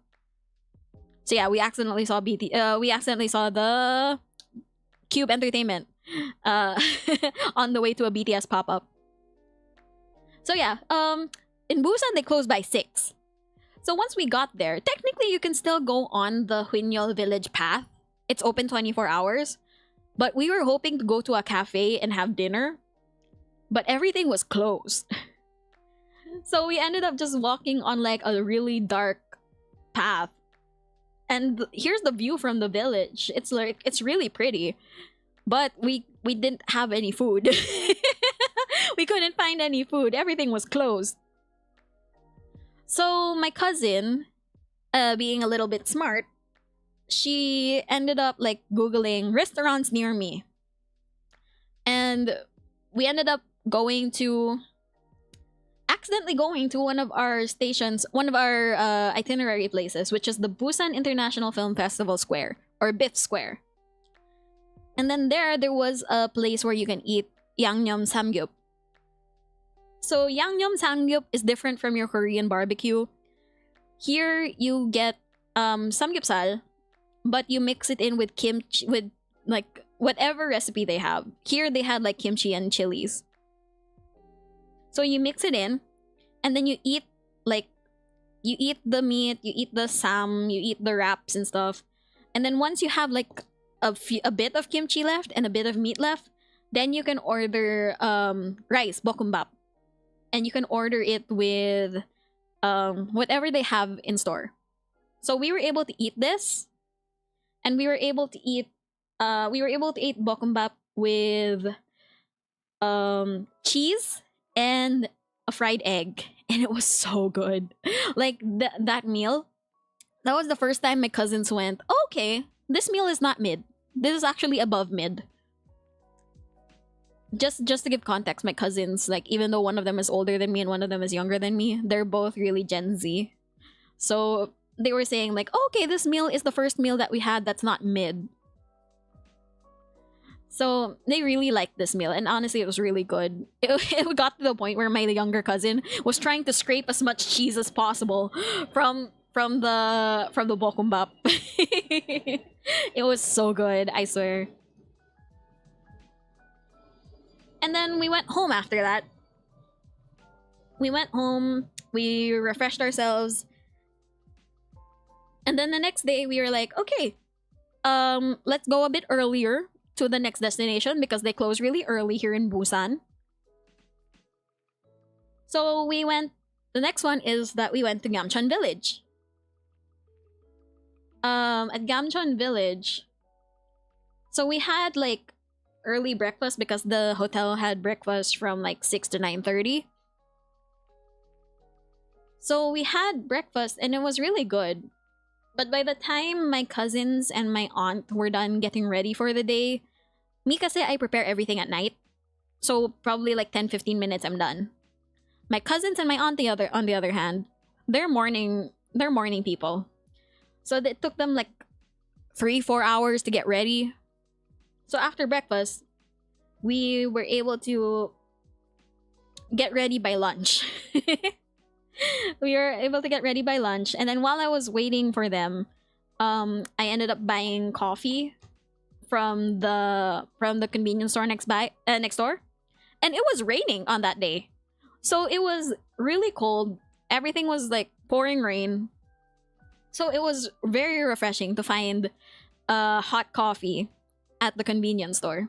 So I was able to get coffee. And then we ended up trying to find a place to eat like proper Korean barbecue, because the one that we had the night before was like a special kind of barbecue. Lurk lang mi, Ruby. Enjoy. Okay, Cap. Thank you for the lurk. So yeah, we ended up like eating a proper Korean barbecue for lunch. And then by the time we were done, it was like 2 p.m., 3 p.m. And then we ended up walking around and we dropped by a Daiso. And at Daiso, I found a lot of things. I ended up buying a lot of things. And one of the things that I remember like buying was like this gummy, this peach gummy that re-gifted me like before with a snack box, and it was so good. I wish I bought more. I really wish I bought more. It was only 1,001, which was like 40 pesos. So I wish I bought more. I wish I brought it home. And then we went to Gamcheon Village. Gamcheon Village is one of the places that my cousin really wanted to go to, because aside from like really cute statues, there's the little prince stuff. There was also BTS murals, like paintings of BTS. So my cousin wanted to see that. The thing is, we got there at like 3 p.m. The stores and the cafes there were already closing by 4. So we ended up just like walking through. We ended up like going down like a lot of stairs. Again, it was an uphill, downhill kind of situation. So we got really tired. But it's the at the place, it looked like Baguio. Like there's this one place in Baguio, I forgot where, but it looked like Baguio. And then I saw this like really cute crocheted Totoro. It was so cute. It was like I wanted to make that. And then there was like a sign, a whale made out of signs. Okay, I'm back. Just got home. Welcome home, said. I hope you're doing well, and I hope you're like resting, like decompressing now. And then there were like a bunch of stickers stuck by like different people. And then there was like statues of cats on this one house. It was so cute. I went to a store there. Aesthetic, right? It's so aesthetic. The place was so aesthetic. So I went to one store that was still open because they were selling these fruit jellies. And I wanted to get something from like pasalubong for my house.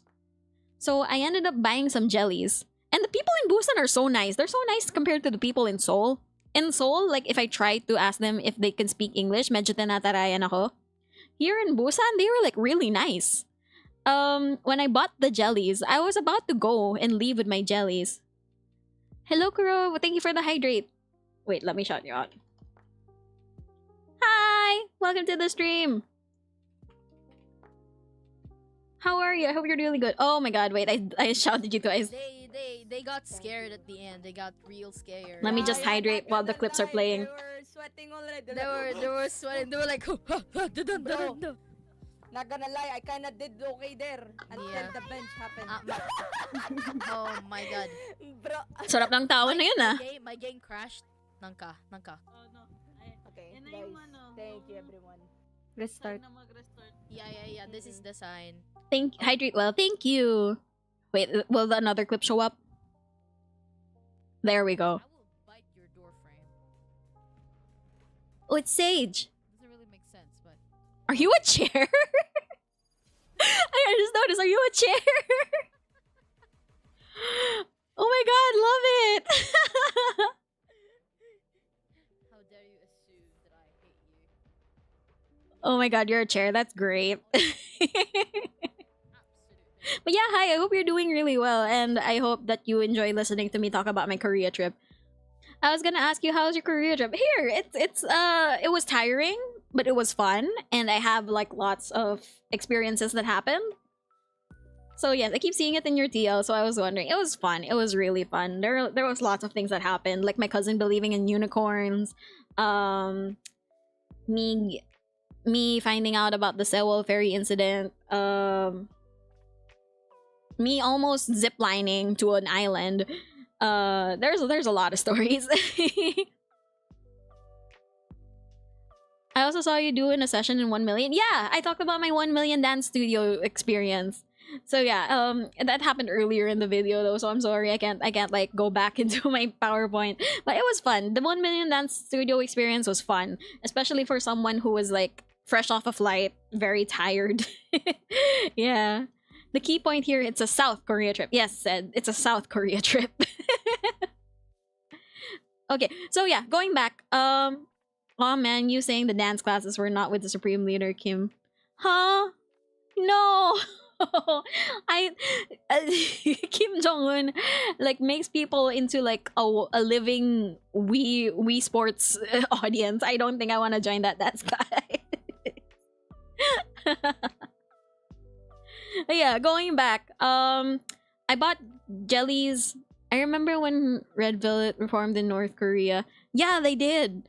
It was nerve-wracking. Like, I don't think they had much reaction to Red Velvet performing in North Korea, but it looked cool just to see like a South Korea talent be promoted in like North Korea for a bit. As a Revelove, would have gone there to watch them. Valid, very valid. Wait, going back. I bought these fruit jellies from a store, and the most nonchalant audience award goes to. Yes, the most nonchalant audience. If Philippines is OA, North Korea is nonchalant. Okay, so I bought these fruit jellies. Right. So I bought these fruit jellies, and I was about to leave with the fruit jellies after I bought them, but the lady called me back, and I was like, huh? And then I turn around. Apparently, she had this whole jar of like reject jellies. They're still good. They just aren't shaped the way that they should be. So she had a whole jar of these like reject jellies that are mixed in. She took both her hands, dipped them inside the jar, picked some up, and dropped the free jellies into my bag. So I was like, oh my god, thank you. Thank you for the free jellies. Not gonna lie, it's nice to see them cheer now. Last time I went, I got people looking at me weird for cheering them on. Yeah, they like people. The coach was like really happy that people were cheering them on, especially like me who's like really loud. But yeah, the coach was really nice. How did it taste like? It was a bunch of different grapes. I bought muscat grape jellies. But she was able to give me like green mango, plain mango, strawberry, what else? But yeah, those lychee, I think. And then they tasted like really good. They tasted like their fruits. It tasted like, it didn't taste artificial. Sorry. It didn't taste artificial. It tasted like their actual fruits, which is really nice. So yeah, Busan people are so nice. Compared to the people in Seoul, medyo tinatarayan ako in Seoul. The Busan people are so nice. And then here, I took a picture of the little prince statue that everyone takes a picture with. Like, it's overlooking the entire village, which is so pretty. And then here's the BTS murals. They low-key kind of be judgy. They kind of were. BRB, laundry is done ready. Just need to move them from machine to rack to dry. Okay, Kumo. Go do your chores. Go do your chores. So yeah, the BTS murals were there. And honestly, my younger cousin who's into BTS, she was like, they kind of look fruity. Not the biggest JK and Chimmy that I've seen. Well, yeah. It wasn't, the mural wasn't that big, but it was really pretty though. But my cousin was like, they kind of look fruity. So yeah, it was really cool. And then the fox statue, there was a sign. There's a sign right there that says, please don't touch the fox. The fox is shaking. So, like, my cousins, being the Gen Z that they are, they're like, oh, the fox is shaking. It's giving. But then there were really tourists who were, like, grabbing onto the fox, and we could see it, like, literally move. So we were so scared. They look fab in the mural. Yeah, right? They look fruity. They look fine. And then there was more Little Prince stuff. There was, like, really pretty art going around. It was really cool, and it was really nice. And then when we were done, we ended up like going back to Biff Square, because Biff Square is like, it's not only is it like really near our hotel, it was the only shopping district that we can find. And for context for this, like, I wanted to drop by a CD store because 17's comeback happened on that day, on this day. And I was like, oh my god, the CD must be out. I should go to a CD store. I'm in Korea. I mean, I should buy the CD while I'm there. So I was kind of like telling my aunt and my cousins, like, hey, can we go to the CD store? Convenience stores are so fancy out there, right? They really are. But yeah, I was like, can we drop by a CD store? There's a CD store that I know, but it's an hour away. And they're like, no, don't. It's an hour away. Let's not. But when we ended up in Biff Square, and my cousins and my aunt ended up finding this thrift store. We ended up finding a thrift store. I took a page of my cousin's book and went like, CD stores near me. And saktong-sakto, perfect timing, there was a CD store around the corner from the thrift store that they were at. And it was like 2 stores away from the entrance of Biff Square. So I went there and I asked if there are 17 albums. They said, oh, the new album isn't out today, it's out tomorrow. I was like, damn it! But tomorrow is the day when we go back to Seoul and go back to Manila. And then, I ended up meeting my aunt near the street food area, while my 2 cousins went around to look for more shoes. And while we were waiting for my cousins, I saw, like, off in the distance, I saw a sign that said Manhwa Cafe. That piqued my interest. I was like, oh, Manhwa Cafe? A cafe full of manhwa? Am I reading this right? So I told my aunt, Auntie, Tita, can I just check out that store? Because it looks interesting. She's like, yeah, don't worry. I'll wait for your cousins here. So I ended up running there. I ended up running to the manhwa cafe, and sure enough, it was a manhwa cafe. Any spicy manhwas? Here's the thing: I couldn't go inside. I was like, oh, I thought, okay, we can go inside for free. We can check out the books and then leave. No, I put my shoes in one of the lockers, and then suddenly the girl at the counter, she was speaking in like fast Korean. She was like, oh, put your key here, and then you have to pay like 3,000 won for 1 hour. I didn't understand at first because she was speaking so fast. But eventually I understood, like, oh, you have to pay for 1 hour to read the books and leave your key with them for the shoes. But I didn't have an hour. I wish I had an hour. Honestly, the 3,001, 120 pesos just to read all the manual you want for 1 hour? That's a good deal. But the thing is, I didn't have an hour to read. So I said, oh, okay, I'm sorry, I'll go now.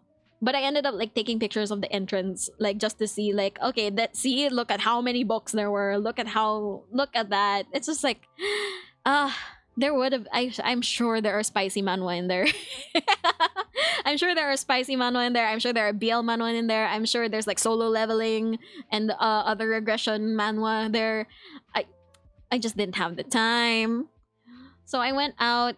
When I went back to my aunt, my cousins were already there. And my older cousin, she was like, there are these pair of shoes that I want, but I'll sleep on it.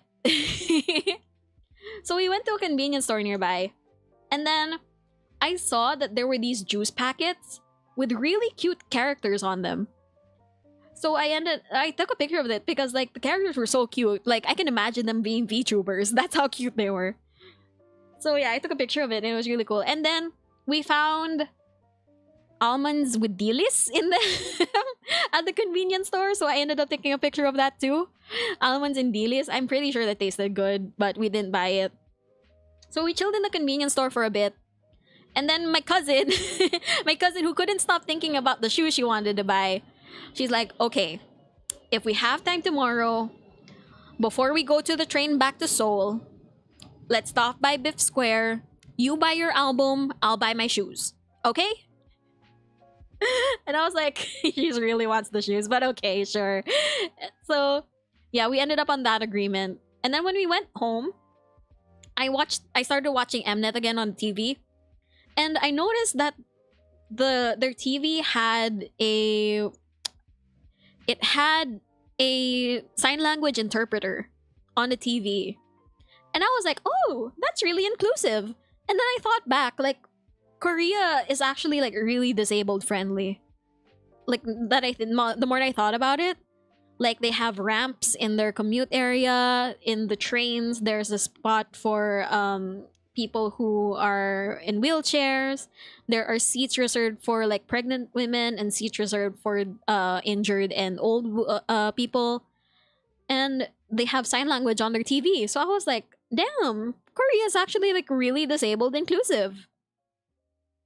Like sana all. Honestly, sana all. And then there, on the last day, we went to Hyundai Beach and we rushed Biff Square. May sign language din sa TV natin pero news lang. News lang, diba? But them, they had it in like Korean variety shows. They have it on music shows. And it was just like, oh, okay, that's really inclusive. And then they also have like Korean subtitles per show. So it's like, okay, that's really inclusive for those who are hard of hearing. Icy beer. Oh, that's not beer. That's not beer. That's a vitamin drink. That's not beer. It's a vitamin drink called Vita 500. I think it's a vitamin C drink. I just drink it because it tastes like orange medicine. I don't know. I like it. I like the flavor of it. Vitamin beer drink, please. So there, we went to Hyundai Beach and it was so cold. Like, okay, first on the train going to Hyundai Beach. Hyundai Beach is like an hour bus away.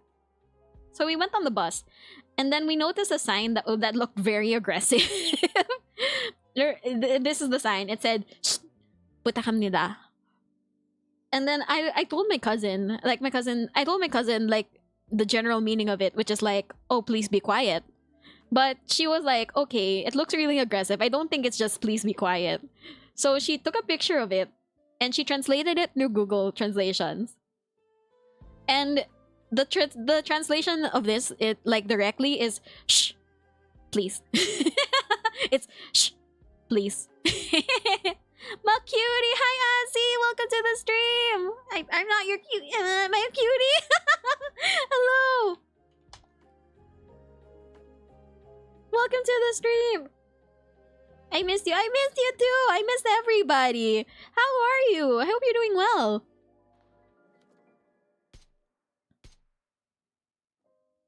Be quiet or I'll throw you out. That's the vibes it was giving. It was like, shh, please.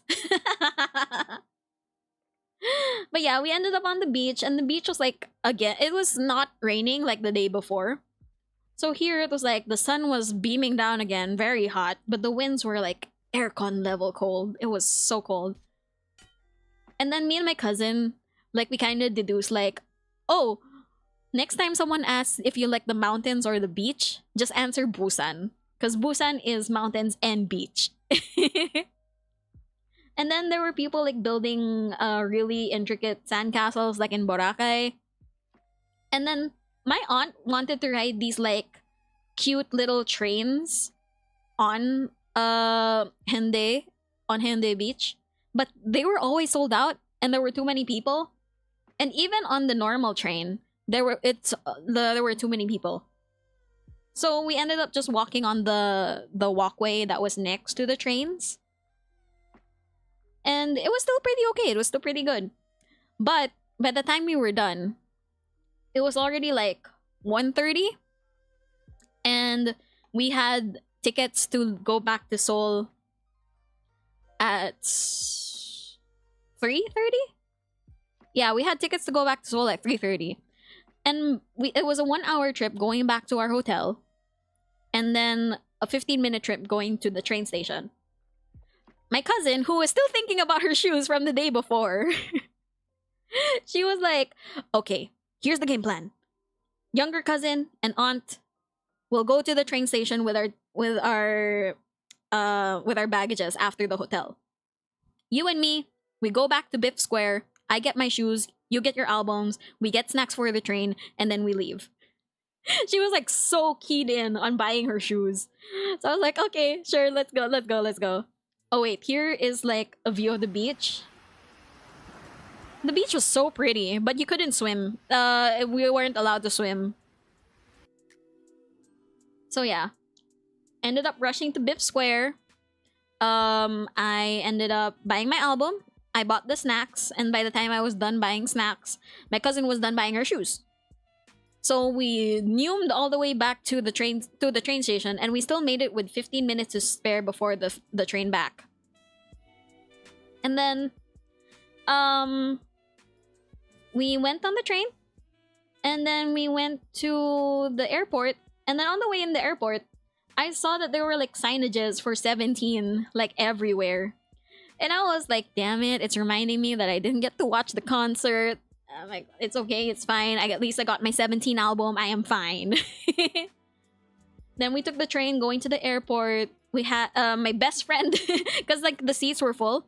My best friend throughout the entire trip was this poster of Chow and Woo. Like right next to me, a poster of Chow and Woo right next to me on the whole train ride. So it's like, hi Chow and Woo, what's up? Cool. Yeah, good job, bro. And then we ate at KFC in the airport, and their KFC is different. Like imagine you can buy a sandwich, and if you get the set meal, you get fries, a drink, and an extra boneless chicken for free. It's like, damn, can that KFC be like the one in the Philippines, just free boneless chicken? But yeah, we ended up like walking on our way to the airport, and then this was already like me boarding the flight going back to Manila. And I arrived in Manila like 4 a.m. So yeah, it was like a really cool trip. It was really nice. And this is my haul. Aside not including my pasalubongs for the Chaos Crew. Not including the things that I bought for my family also. This is just my personal haul. Back to reality, right? Back to reality. Back to the oven that is the Philippines. Anna, you laugh right now, but you love my pasalubong for you. Admit it. You love my pasalubong for you. I went feral. That's appropriate. Yes. Hi Taka, welcome to the stream. I'm about to end. Oh my god, wait, I'm on my last slide. Hi, how are you? Okay, so I'm gonna go through my haul. I'm missing a few socks because I used some socks on the trip because I underpacked socks. I underpacked on socks, so I ended up buying some socks in Korea. But yeah, this is the album that I bought very last minute. And then, okay, on the train ride back from Busan, because I bought this in Busan, right? On the train ride back from Busan, I was like, oh, I bought the album for like 5 minutes. Snap, the albums are still on the floor. Some of them don't have a price yet. So I'm like, okay, I bought the albums really fast. That was the easiest album buying ever. And then I see on TikTok, there were people who were trying to buy the album in Seoul, and the line reached like 600 kilometers. No, 600 kilometers. 600 meters plus in different places in Myeongdong. I'm supposed to do something, but nature's yelling at me to dump it on the toilet right now. Oh no, so I'm gonna just run by it and finish off this load. Alright, go ahead. You do your business. So yeah, I found out that there were long lines in Myeongdong. So if I bought them in Seoul, I wouldn't have time. So I was like, oh my god, I was really lucky to buy these albums. It was really lucky. And then, here's my Fui haul, the things that I bought in Fui. Well, I bought Reese things. I also bought a eyeshadow palette. I bought an eyeshadow palette along with this, but I didn't take a picture of it. And then here's my Huggy Wuggy, my Lord and Savior, na rainbow. The thing is, when we were in Gamcheon, sumabit siya sa stairs. Like the keychain got caught in the stairs and the keychain broke. So I was so sad. But then I remembered I got this free keychain from Fui. I got a Fui keychain. So I ended up putting Huggy Wuggy on the Fui keychain. And it was worth it. And then I bought 2 more albums. I bought a FML 17 album, which came with a free keychain thing. And then I bought a Plave album. This is my first Plave album. And it was worth it. Because I got well, no, I didn't get my biases, but I got Eunho, Bambi, and Noah. So yeah, I was good with that. I bought photo cards as well. These are the pre-sale photo cards for FML, and then this is the same place where I bought Anna's pasalubong, which was 80s photo cards. And then I bought stickers at Daiso and Artbox because I have a physical planner and I want to put like stickers on it. I bought this cleansing balm for like skincare and stuff. I bought this lipstick and this eyeshadow stick. Hi Jan, I'm about to end stream, but hi, I'm on my last slide. How are you? Hi! How are you? Hope you're doing well.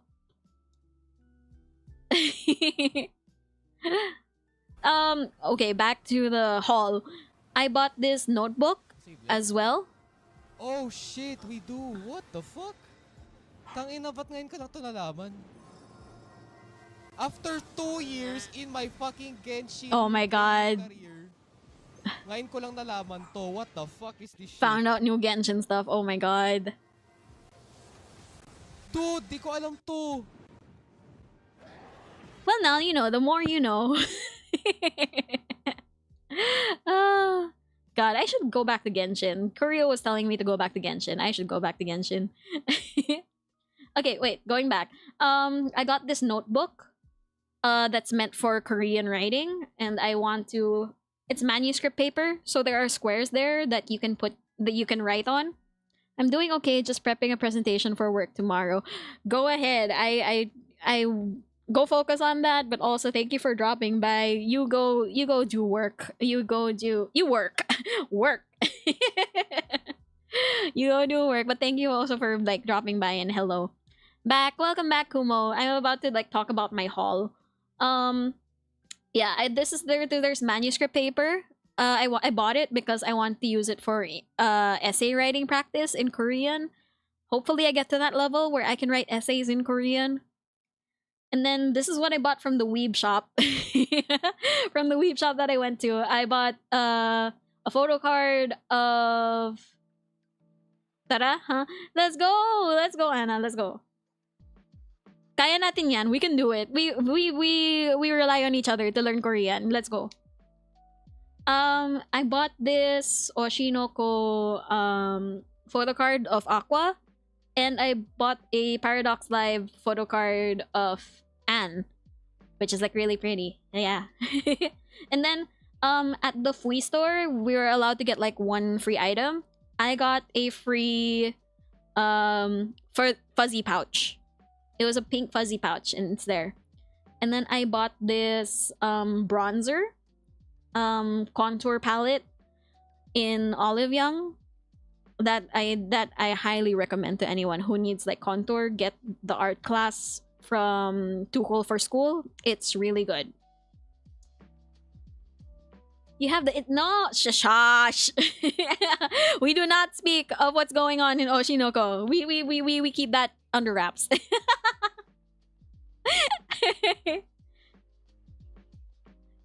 Shush. I wanted the photo card, okay? That's from shush. And then I got these Kuromi socks. Cause Kuromi is cute and cool. So yeah, that's my personal haul in Korea. And yeah, the whole trip was basically like really fun. It was really cool. My highlight would have to be my cousin believing in unicorns. And the dance class. Those are the 2 highlights of the trip for me. Like, so much has happened in 7 weeks. 7 days. Nothing wrong with loving your Kaiju, no. So yeah, that was like really cool. It was really fun. And would I do it again? Maybe. Am I in debt? Maybe. Was it worth it? Maybe. How's the dance class pala? The dance class was fun. The dance class was great. I'm gonna go back to the 1 million slide so that like I can show people about the dance class. These are videos of like 1 million and everything. And then yeah, this is outside 1 million. This is the studio that we were at. This is Harimu, which I only got to see through the door. But yeah, it was really fun. And AO 1 million. Yeah, 1 million. 1 million was great. Unfortunately, my class wasn't videoed for YouTube. So, actually, fortunately, my dance wasn't videoed for YouTube. So yeah, it was really fun, really cool. And again, would I do it again? Maybe. Am I in debt? Maybe. Was it worth it? Maybe. I've been watching some dance videos from YouTube, right?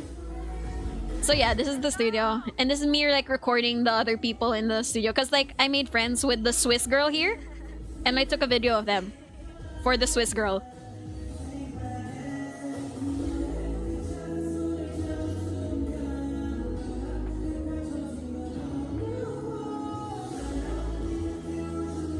This girl is our coach in the class.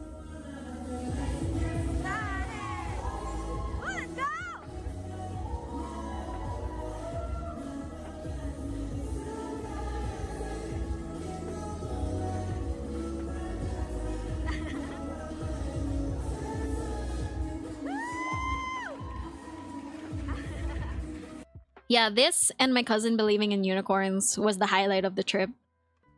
It was great. Yeah.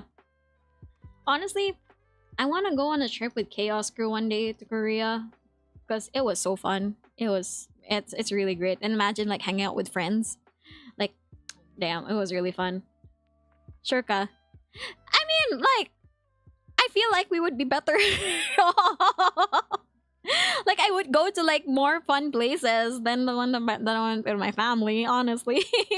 Man, I've been dreaming of participating in one of, if not for my overwhelming shyness.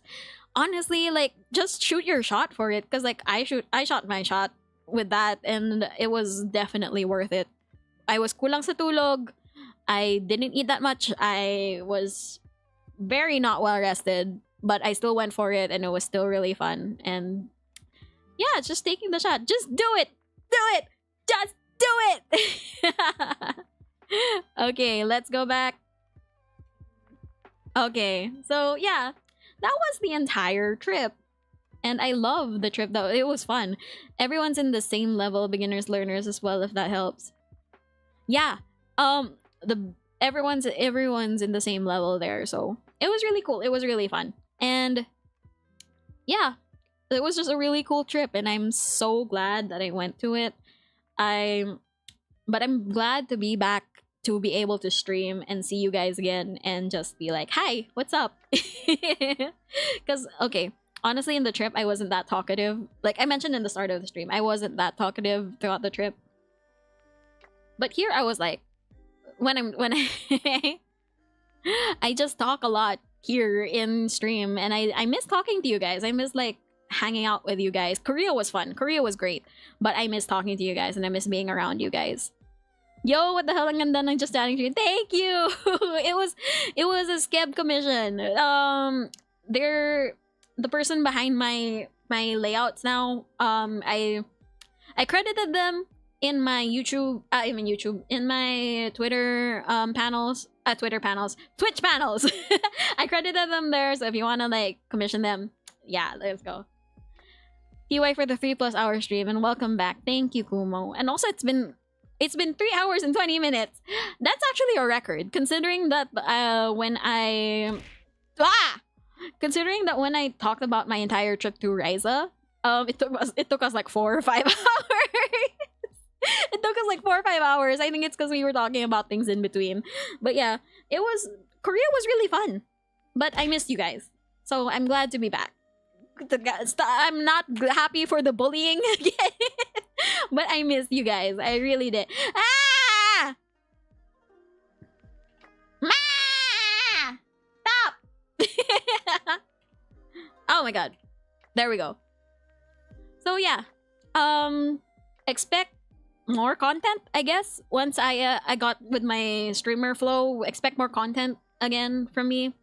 And I have a karaoke stream this Wednesday. So if you guys have any like song requests, like just tweet at me, DM. If you guys have any song requests, I will try to learn your song request. But yeah, I am happy that I am back, and I'm happy to see you guys again. So let's go and make more content. Alright, speaking of new content, I hope you guys saw my new channel trailer. It was edited by another person off VGen, and it's really fun. It's really funny. So if you guys want to watch my channel trailer, go check out. Actually no, I can show you guys on my BRB. Wait, I will show it on my BRB. 僕ら肩並べて取り合って進んでく辛い時だって another airplane shows up while I'm singing. Oh my god, please stop. I'm recording. I wasted our recording. Ada, let's go. You can do as you're told, right, Ruby? Yes, I can. I'll be a good... Oh yeah, speaking of Twitter, Ruby is also a VTuber dad. Yeah, I'm a daddy, guys. Stitch as T-Pain. Oh, yeah, who needs blinking anyway? You know, blinking is not needed. I'm gonna try to do the stream without blinking. I hear the high pitch of someone happy. Help, yes. I sound happy, but inside I'm dying. Personal space po. What personal space? Okay, what's in the internet right now? No! I'm still really in love with this part. Okay, so that's it. Yeah, that's my new channel trailer. So if you guys like that, I posted it on YouTube and Twitter as well. So let's find someone to raid. Are you sure this is a trailer or Ruby out of context? I think it's both. It's probably both. Yeah. So, let's see who we can raid. Oh, there's another person on my recommendeds who's live chatting right now. We're making a Ruby meme page. Guys, is there gonna be a Ruby meme page? Oh my god, hello, thank you for the follow, Laser. Hello? Hi, I'm so sorry I'm about to end stream, but thank you for the follow. Hi, how are you? There's this VTuber that's streaming right now. Their name is Lumi Skullgirl. I think we can read them. Ruby Memes Discord channel. Shout out, guys. So yeah, let's go raid Lumi Skullgirl, who's having like chikahan time. Chika and chaa. So let's raid them. They're also on like Yay Mama Lumi. Oh, you know them. I don't know them. I just saw them on my like recommended. So let's go like raid them. They look cool. They look cool. Okay. So start raid. Well, yeah, you said you know everyone. That's true. That's really true. You know everyone. So let's raid message. Ruby raid. It's already Ruby raid. Okay. I will see you guys on Wednesday for karaoke. Okay? So I'm so happy to sing this again, but bye-bye. Bye-bye. Bye-bye. Bye-bye. Bye-bye. Bye-bye. Bye-bye. Bye-bye. Bye-bye. Bye. See you guys next time.